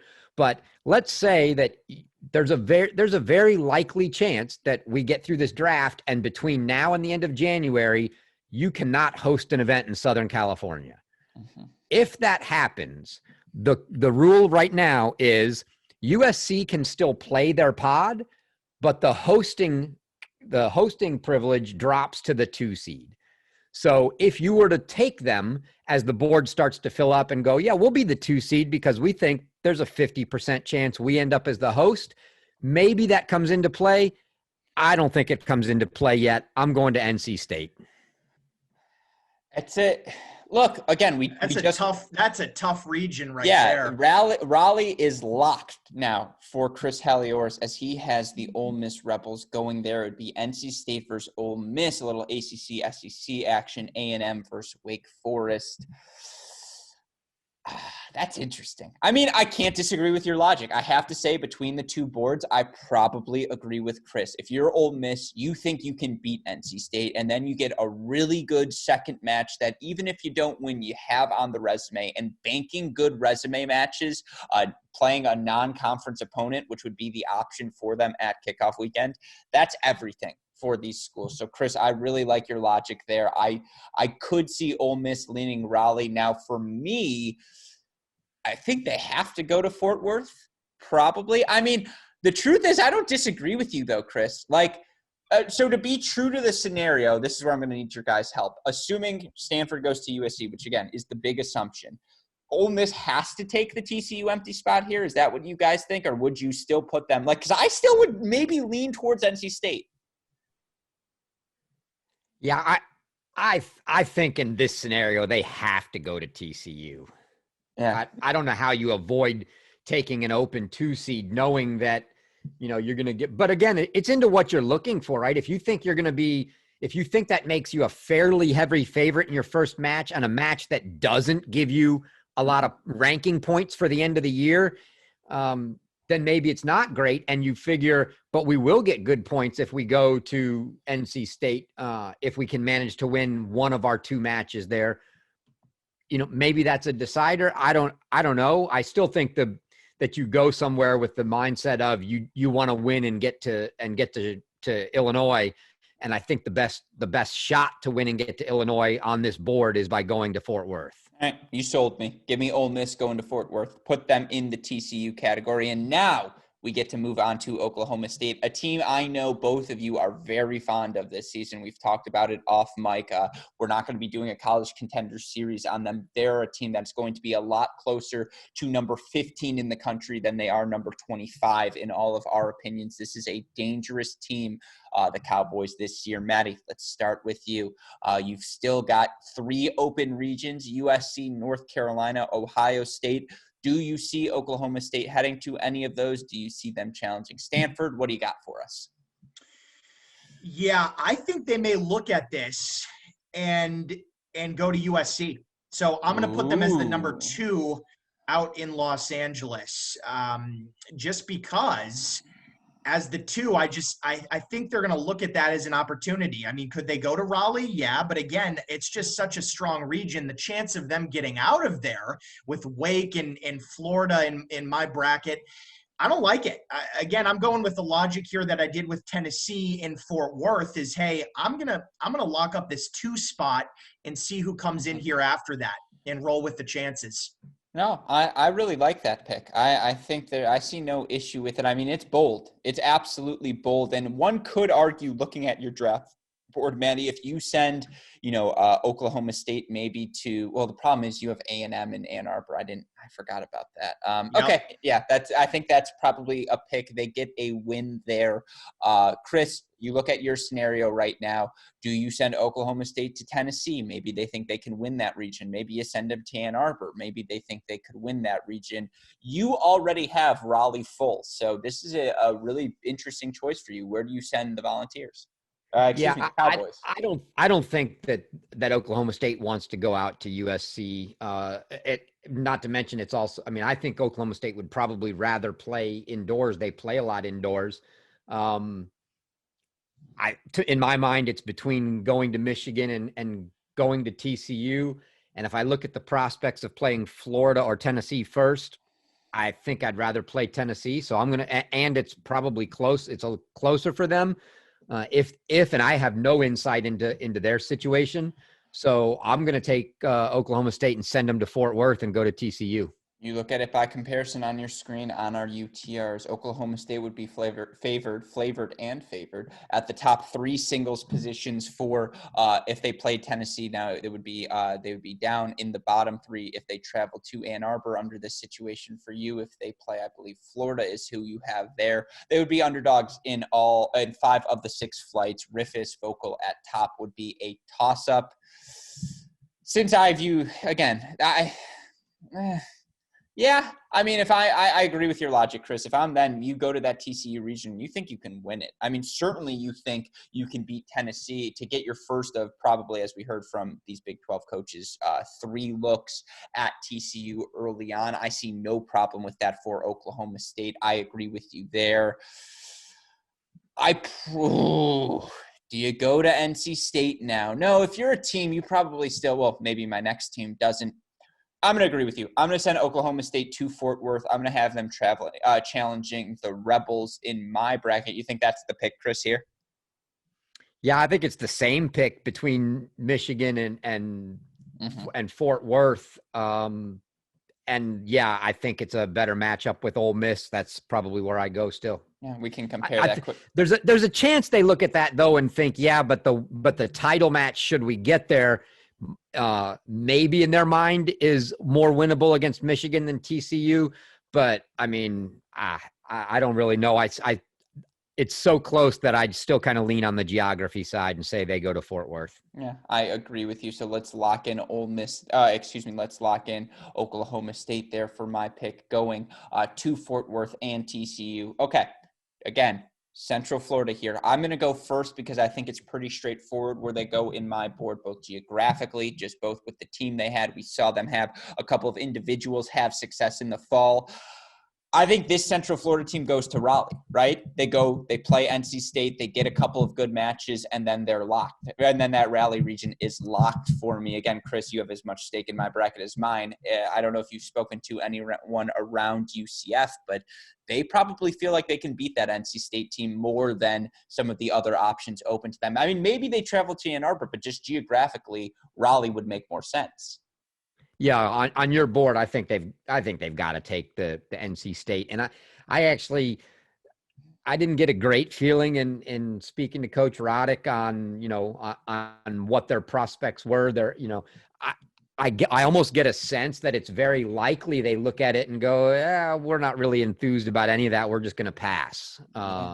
That's possible, I think, out of them, but. I'm not going to put that up now and say, oh yeah, they're going to pass. On your board, yeah, I think they go to Raleigh. Yeah, and look, I just compared it. If they were to play Tennessee in the first round match, Tennessee would be favored in 4 of the 6 flights. If they go to NC State, it's actually UCF who would be favored in, I believe, 5 of the 6 flights. And yeah, I just think on this part of the board, for me, should everything break this way, again, that's where Central Florida goes. Maddie, on your board, you still have that 4th spot in Raleigh open. You have a couple of openings in Chapel Hill and Columbus. It's probably tough sledding for UCF no matter where they go on your board. So where do you have them headed? Yeah, no, they're going to Raleigh. No question about it. I mean, I think that's the obvious choice here. And to go to that region with State, Florida, and Wake Forest, I mean, that is talk about an opportunity, right, for your team. Coach Roddick should really look at that as a phenomenal opportunity to get his team 2 outstanding matches. Geographically, it makes sense. To me, that's a pretty much a no-brainer. Yeah. Chris, same question to you. Your Raleigh is full, so you have a bit of a different choice here. Yeah, I'm in a tough spot here because Raleigh's full. I don't think they want to go. I honestly think if my board is there when it's their pick, that Coach Roddick would make a very good chance that he passes. But you can do it if you want, can't you? Oh yeah, I can, but I don't, I'm not going to say that here. I think I'll leave them in and say that they're going to go to Michigan. They're going to go to that is so Central and Florida are both traveling. I don't own your board anymore. I'm Team Matt. I'm jumping on the Matt bandwagon. I'm off. This mock draft is whack. No, I mean, so that's the thing is I know neither of us have talked to John Roddick directly. Or at least I haven't. I can't speak for you, Chris. I'm too busy. Only enough to know that they can play, but I wasn't getting much else out of Coach Roddick. No, I actually think that there's a good likelihood. Maddie already took somebody to USC. I think if they can go to Southern Cal, they might actually take a shot and go there, thinking, hey, we could end up being the host. Yeah, that's what I was thinking as well, Chris, that especially on your board, you just put him in Michigan. I might have probably thrown him out to USC in your scenario. Yeah, I think it's very likely that they might do that. I mean, Florida's the wild, wild west. They'll let you host anything. What the heck? You convinced me. Switch! We have our first switch. This is a good mode. That's exactly what I was looking for. Beautiful. Chris, we have deemed you that the window in the pick did not shift. If you would like to move Central Florida, we have agreed you can make the move. Yeah, I did, and it should show up for you hopefully Florida momentarily there. Officially in the USC region. So now things get a little bit funkier on Chris's board. And again, I have UCF going to Raleigh. Matt also has them going to Raleigh. Chris has them headed out to LA. That gets us to our next team, UCLA, who probably was looking at your board and Chris and thinking, oh man, if we could be the 2 seed in LA, this broke right for us. That's not the case any longer. I want to go to you now. I still think on your board, they probably end up in LA. What do you think? Yeah, this is tough. I mean, LA's easy.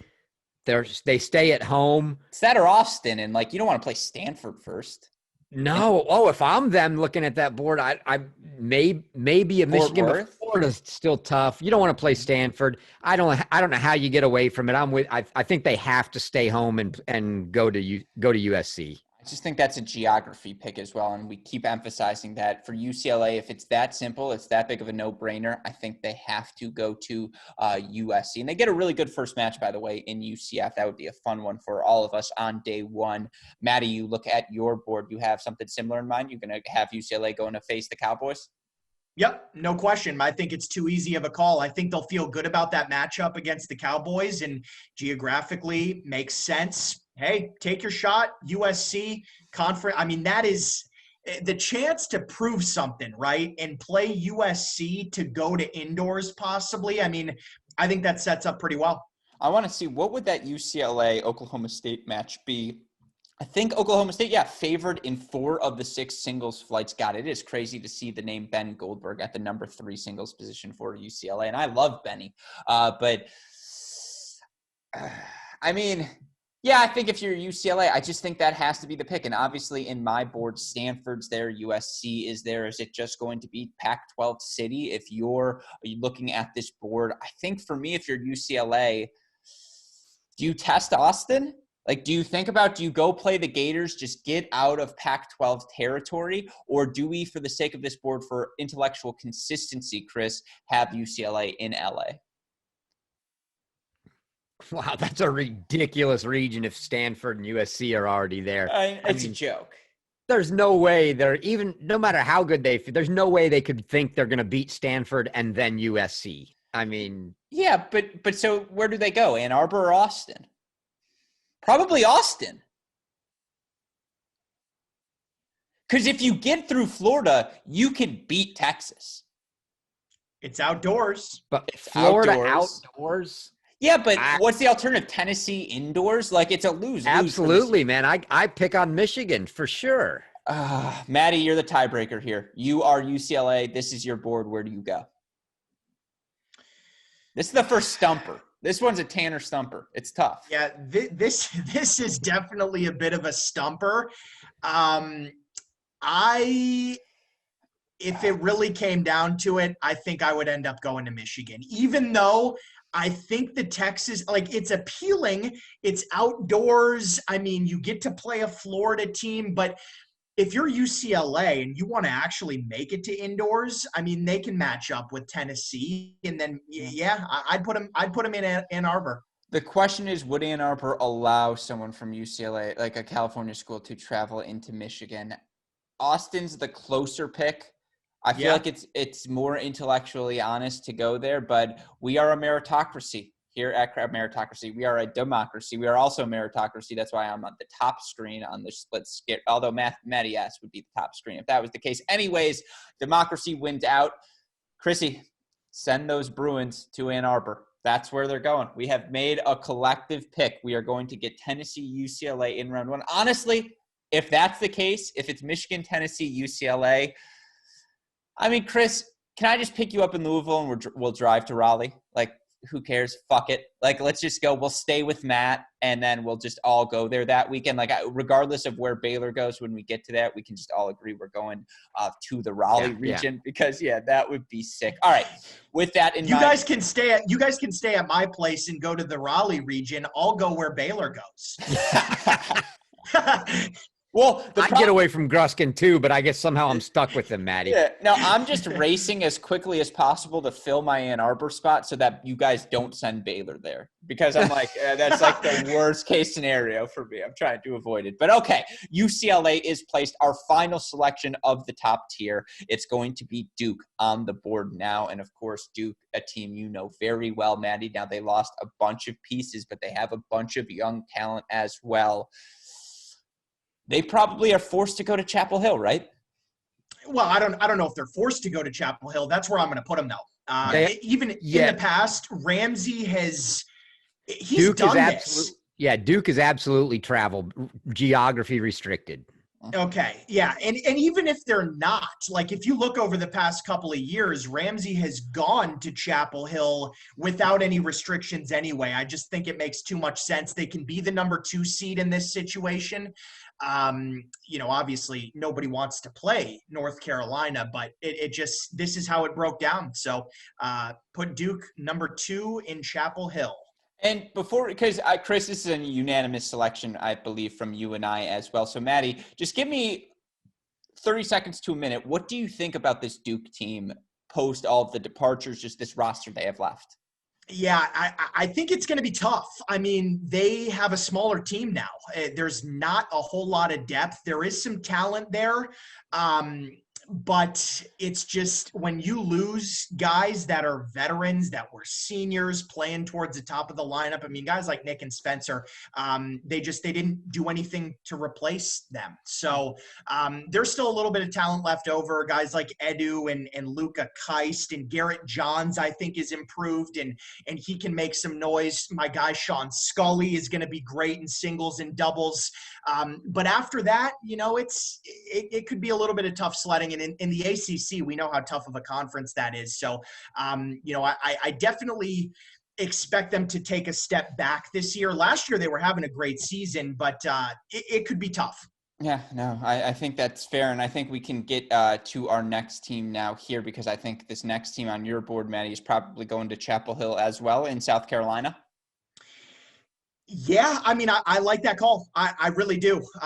Throw them there. Again, that's another team that we have seen go to Chapel Hill in the past. I remember just a couple of years ago, a year or two ago, they made the same move. So it's very, very close geographically. I think South Carolina will feel good about that Duke matchup in the first round. So they'll take that, right? I mean, and then, you know what? Take your shot against a UNC for a spot in the indoors. So, to be able to come out with a win against a Duke team and then face possibly, North Carolina, pretty good call there. Look, I think if you're any of these teams, and Chris, you talk to Goffey the most, Coach Goffey, head coach Goffey, sorry to refer to him so loosely. That's not what I meant. But look, if you're South Carolina, and you can give your pick last, but you look at the UTRs here, you're favored in all 6 singles flights against Duke. Like if your goal is to make the national indoors, this is the most winnable first match on Maddie's board. I think it's the most winnable first match on my board as well. That's why I also have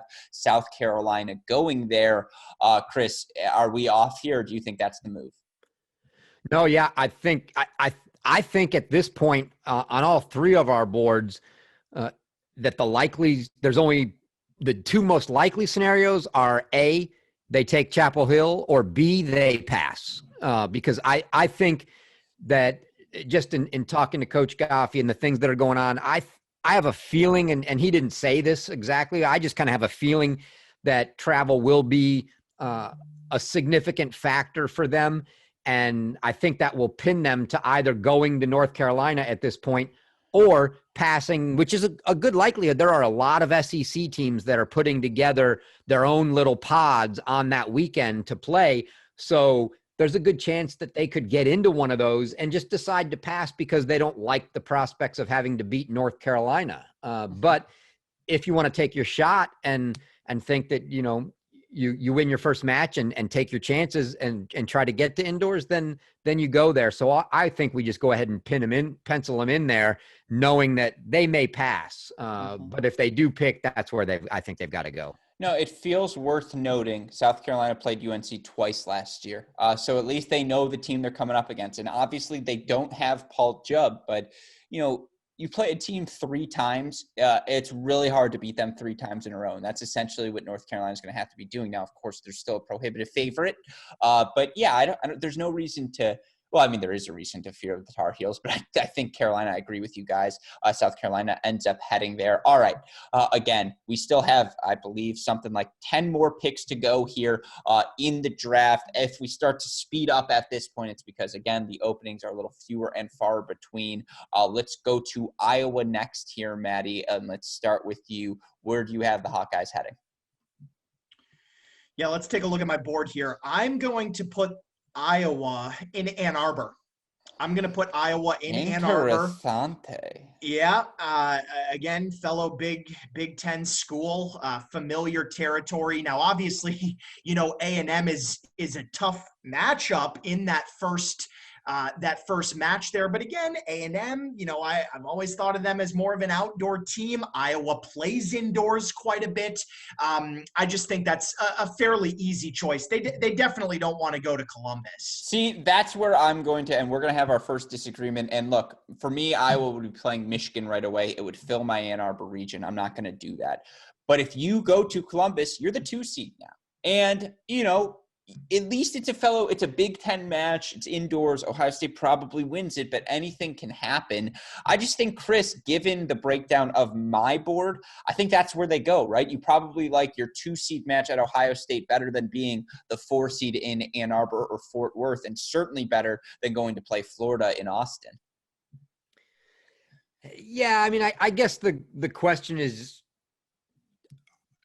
how realistic does Ross think his chances are of winning a region? If he really thinks he can win, I can't believe there's any way he thinks he's getting out of Ohio State with a win. Mm-hmm. So if he goes to Ohio State, he's going for, hey, let's get 1 win and take our shot against Ohio State.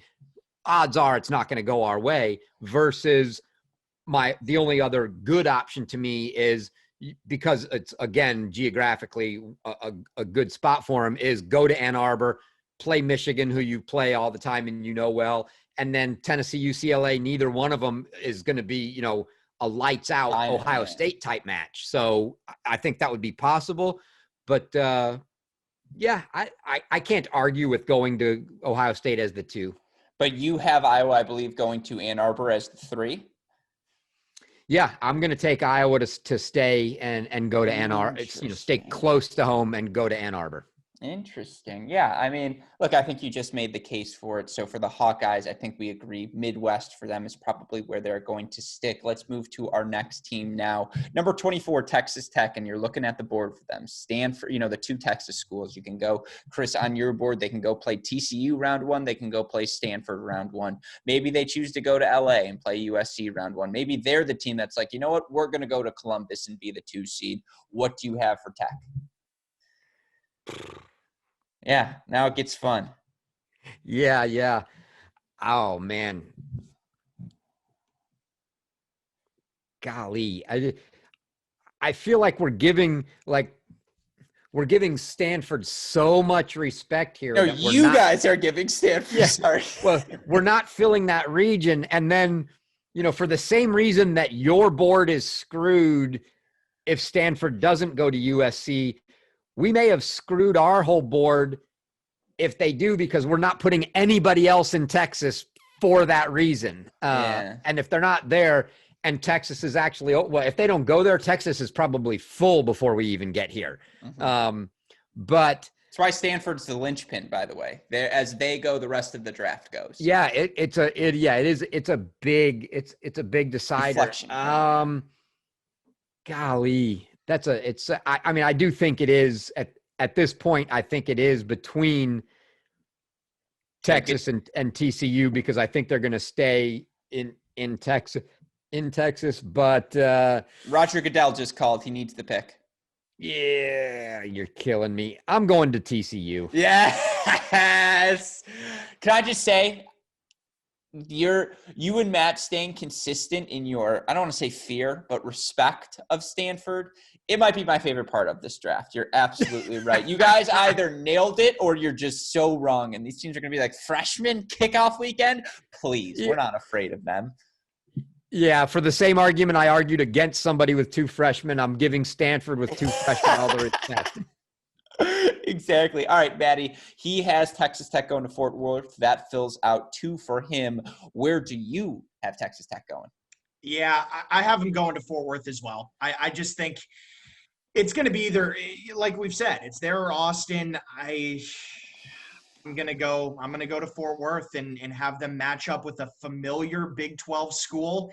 They know the facilities, they know the courts. There's gonna be no secrets there. Take your shot. You're gonna play TCU throughout the year. Get a good match in against them early, and hey, if they somehow win that, then you're talking Tennessee or Ole Miss. So I'll put them in Fort Worth.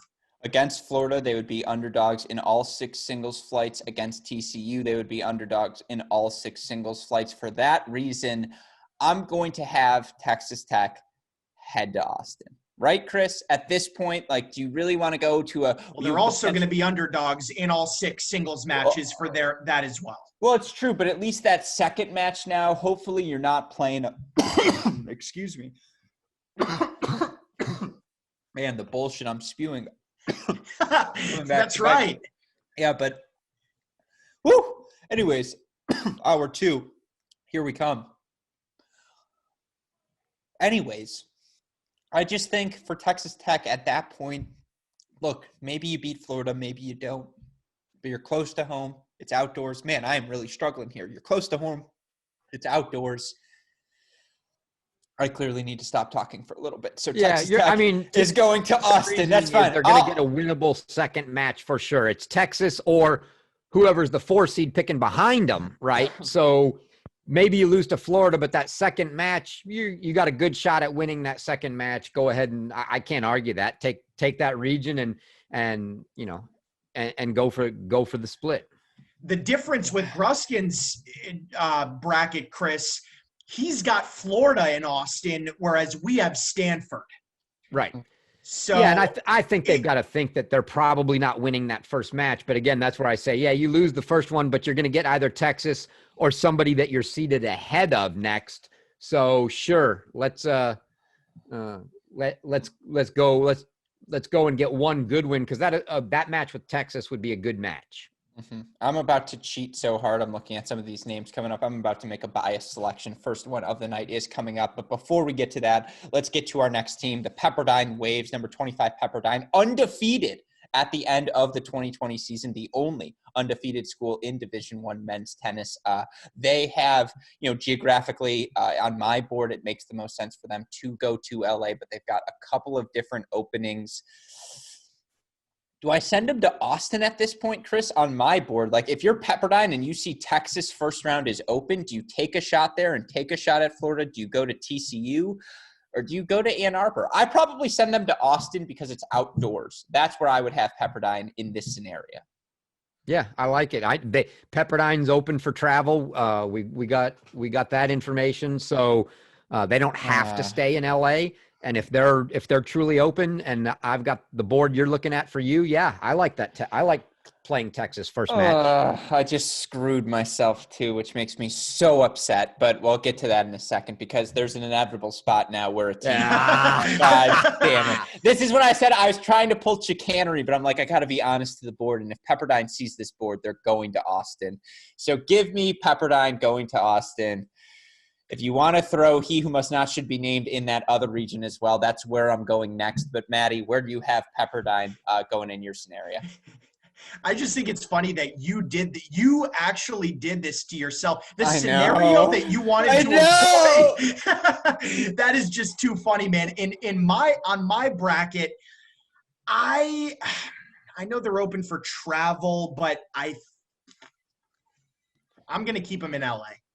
You're going to have them be the 4th team to fill out your bracket in the LA region. Yeah, and it's a super tough bracket, but I don't know. I could see them sticking around. You're going to get some fantastic matches. If it actually breaks down like this, but I don't know. We'll see. But I just think it's an easy choice for me to keep them fairly local and stay out in LA. I'm going to roll with that. All right, Chris, I've got Pepperdine going to Austin. Matt's got them headed to LA. Where do you have them going? Yeah, I think it's about time we end all the Stanford respect, and I'm going to have to go ahead and send Pepperdine to Austin as well. Yeah, but we're not going to stop the Ohio State respect. Ohio State's still unscathed. How many hundreds of matches in a row? Yeah, exactly. This is the time. Anyone who's like, "Oh, Gruskin, you're in the shill for the Wolverines." I am. The last team to come out of Columbus is Oklahoma in like 1824 or something. And like I will hear on end that Alex Galea made the worst calls in the history of humankind, and it's like they didn't actually win the match. The win streak is still intact, and so yeah, I get it. I get it, of course, but. This gets us to our next team, Alabama. The first time we are going to do this, Chris, you have it on good authority they're going to pass? Yeah, I don't see any way. I mean, I think they're still in just because it makes sense that you leave yourself the opportunity if the board struck you and you said, oh, absolutely, we want to, like if Raleigh was still open and that's where George wanted to go, he might look at this board and say, yeah, there is a place I really like there. Maybe he really likes Austin. I don't think so. They're working on getting together with some other teams to try to play some more competitive matches at the same time. I just think it makes too much sense, and I'm going to say that Alabama passes. It's fair. It's fair. And, I mean, you're reporting better than all of us. So, Matt, I think you're comfortable if we all pass Alabama on this one? Yep. Yeah, all right. We will skip them and move to our next team. I can't believe I screwed myself with this. And look, I like to play off, whatever, and I do things intentionally to troll. This was not a troll. This was not intentional, and it just pisses me off. But, Chris, you can put it up there right now on both of our boards for Maddie and I. Baylor is going to Ann Arbor. Matt Stachowiak is going to spend a weekend at the Gruskin house. This is just the pick, right, Maddie? This is absolutely the pick. You did it unintentionally. I did it intentionally, and it's going to work out. I think at this point, it makes a little bit too much sense. Do they really want to go to Chapel Hill and play North Carolina right off the bat? Do they want to go and be the two at Ohio State? They could, and we know that Coach Woodson doesn't care where they go. They're not going to fear any team in the country. They would have no problem going to Columbus, but I just think that that spot in Ann Arbor is a little too prime to pass up. I agree with you. I would love if under your scenario, Baylor goes to Austin and it's like, give us Stanford. First match, roll out the tennis balls. Yeah. Let's play, folks, because that and Florida Wake Forest, oh my God, we'd have to get a private jet. I'd have to talk to my jet people and we'll just have to fly between matches. Yeah, look, if the draft breaks my way, if Baylor has the option, for me, Austin's closed. If they have to go play TCU or if they have to go play Michigan round one, they choose to go to Michigan because you can see Michigan, Tennessee, and UCLA. That's three different teams than Oklahoma State and TCU who you're guaranteed to see during the conference. They don't want to be a 3 seed in Columbus. They don't want to be a 3 seed with USC and Stanford in LA, although again, rule the balls out. Let's play, folks. I think for me, Baylor has to go to Ann Arbor. Chris, you could put them in Austin. You could give us Stanford, Baylor round 2, or you could just complete the sweep. We could just stab me in the heart right now and have a unanimous Baylor to Ann Arbor decision. Yeah, stab me in the heart. Just do it. I think that's I think it's a lot more likely that they end up in Ann Arbor. But if I'm Baylor and I truly have, we're not getting all of this right. But if the board that I'm looking at is my board, I think I got to go to Austin. Yes. I mean, I can't. It's close to home. You're getting a first match that you feel like 90% chance you're going to win, and then you're going to play Stanford for the title. And Stanford's got 2 freshmen that haven't even played college tennis yet. I mean, how do you not take that? I've got to take the Texas region if I'm Baylor. Throw up the UTR. Yeah. Oh, I will throw that up right now. If you are Texas and you are playing you are Stanford and you are playing the Baylor Bears, you look for Baylor right now against Stanford.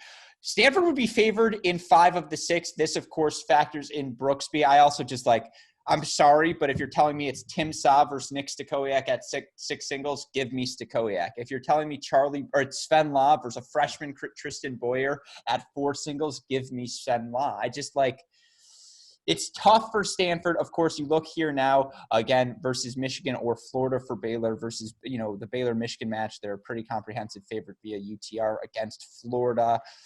It still leans Florida, but UTR does not do this Baylor team justice. Of course, not in the lineup. There's no Boyten. There's no Garcia in this UTR equation. We know how good both of those guys are.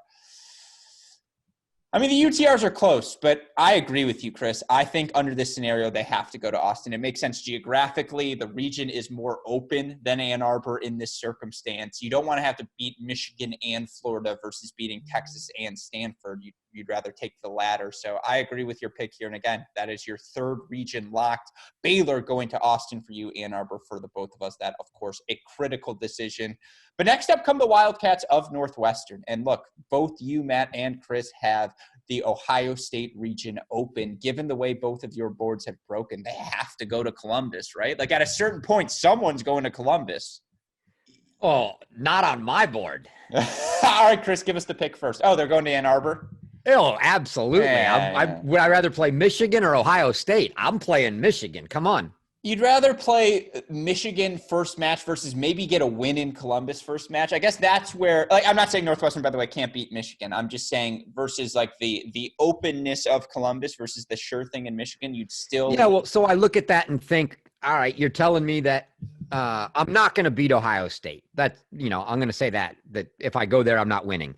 I think I have a better chance at beating Michigan, but if I don't, my second match is likely Iowa on my board, a match that I think is a very good, that's a good match. We see them all the time. I feel like I have a good shot against them, and I'm actually going to be a favorite and maybe end up with a match that isn't all that, worth all that much to me come rankings point. If I go to Ohio State, I got to go to Michigan.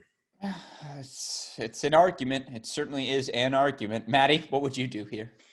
Well, let's look at my board. I mean, I don't have that option, right? And I just don't think Northwestern is going to want to go to Austin and play Stanford right out of the box outdoors. They're not going to want to go to Chapel Hill. I'm going to stick them in Columbus as the 2 seed. I think it's a pretty obvious choice here because they can maybe get a win, right? In that first round, they're not going to go through. They're not going to make it to Illinois for the national indoors. But hey, I mean, this is an opportunity to possibly win your first match and then play an Ohio State team that you're going to have to face in the Big Ten. So why not match up with them early and see how that goes? I'll put them in Columbus. Look, Northwestern, pretty quality UTR Power 6. They have the number 14 recruiting class. Of course, that includes our boy, Presley Thieneman, who I had to highlight there just because it's contractually obliged to do so. Yeah, I think on your draft, that makes the most sense. For me, I mean, they're not going to Chapel Hill. They're not going to LA. It just doesn't make sense for them to go to Fort Worth. I know I have 3 Big Ten teams here, but we've talked about it repeatedly. Geography is going to play a factor, and this is the all geography board. Give me Northwestern in Columbus as well, Chris. I just think that's where they have to go at this point. And now it would be a really interesting decision for our next team, Virginia, because you look here across a couple of boards. Maddie, I think it's safe to say for you, and we can start, would you have them going to Columbus, or do you have them rounding out in Chapel Hill? Yeah, I don't think they're going to go to Columbus. I think Chapel Hill would probably be the choice here. It's close, and they know that they're going to get. It's going to be a tough weekend. It's going to be a tough weekend, but here's the thing, right? Let's just say they lose that first match to North Carolina in all likelihood. Then you match up with a Duke or South Carolina team. That's a good match and a match that if they win, they can come out of the weekend feeling okay about themselves. So I think that makes a lot of sense. Yeah, I agree with you. Chris, you have, again, a much more open board, I suppose, than the rest of us at this point. You look at where you are at. Well, I guess not that open. It's probably the most closed. Unless you're having them flying out to LA, they're going to Columbus.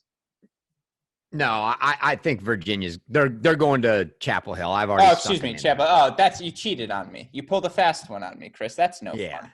Yeah. All right. Well, since you guys both agree, I'm going to agree as well. We can make that a unanimous pick. And by the way, our Chapel Hill regionals across the board all look exactly the same. Duke, South Carolina, Virginia joining the Tar Heels. That's an interesting note. Maybe we will get one region right across the board as we seem to agree. But that makes the choice clear for Virginia. Next up, Cal. I've made my thoughts very clear. I'm going to have Cal sticking in LA. I just think that's the way it's going to have to work.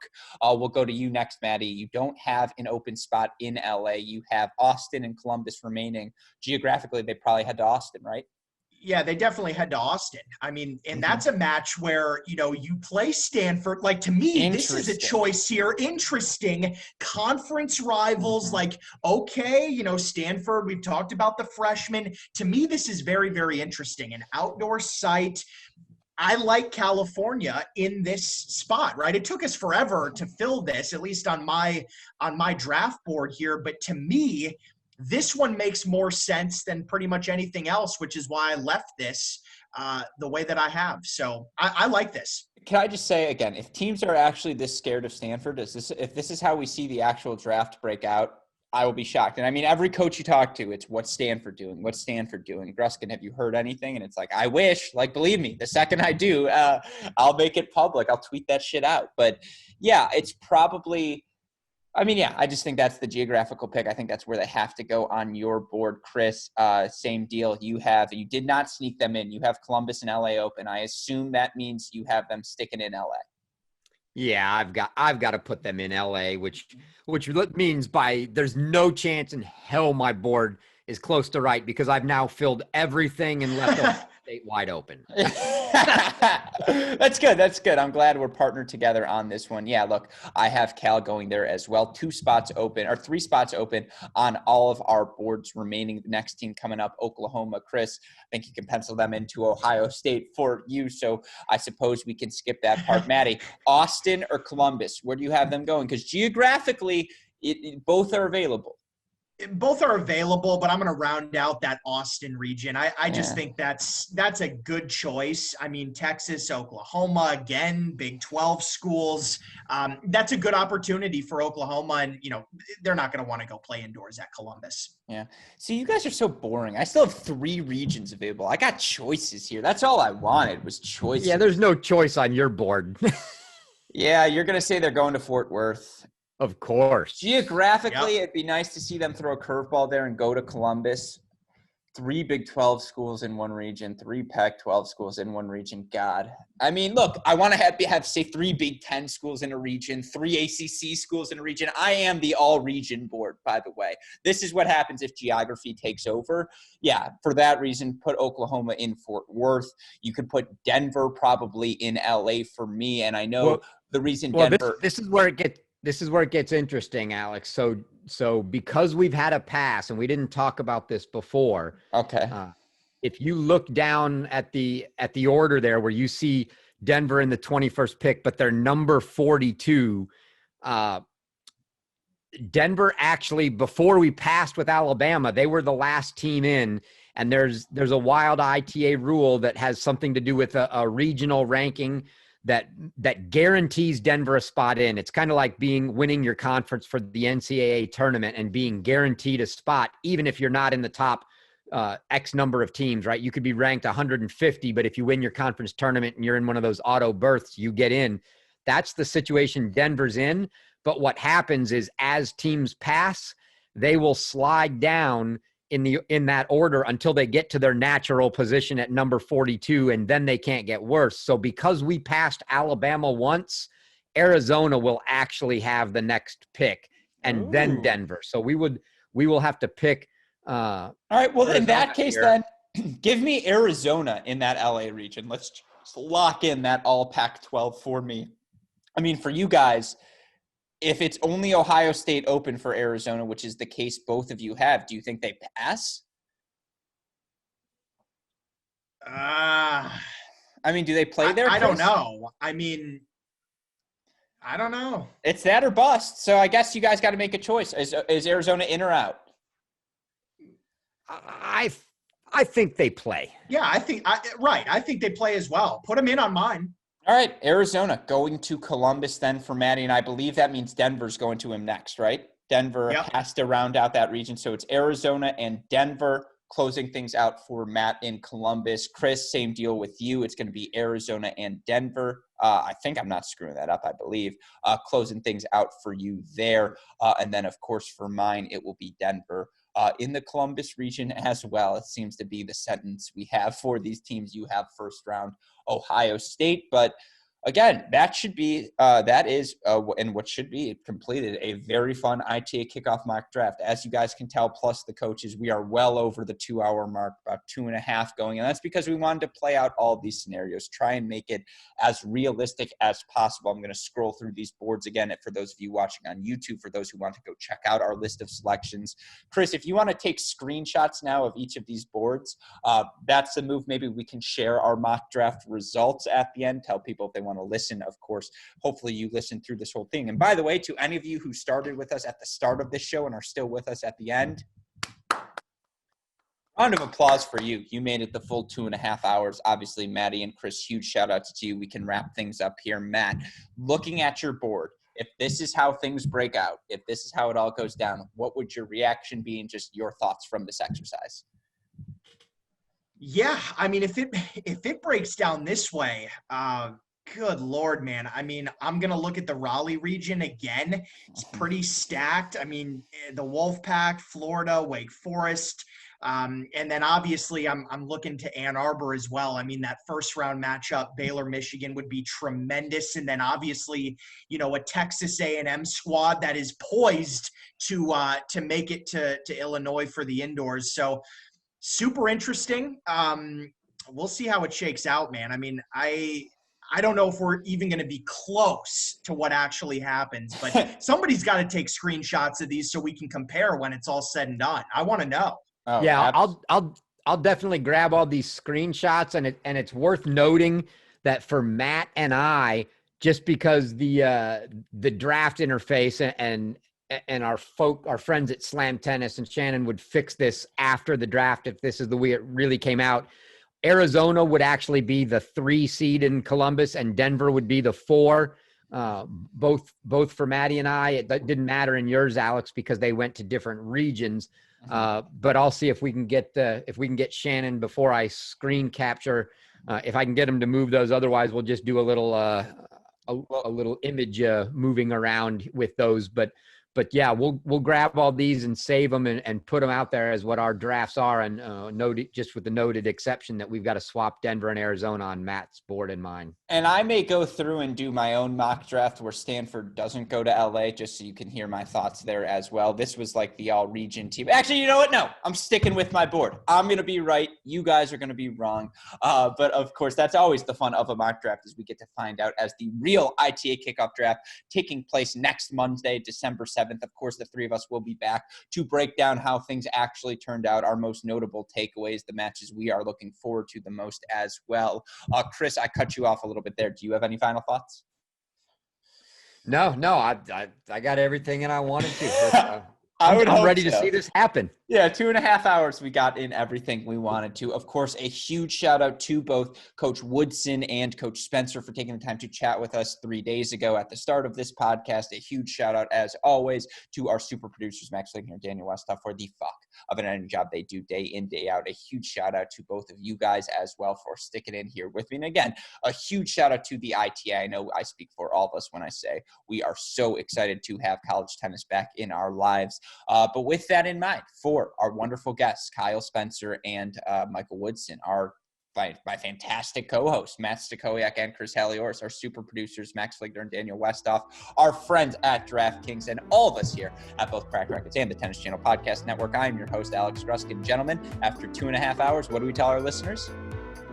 Hey, great shot. And we will see you all next time. Thanks, everyone.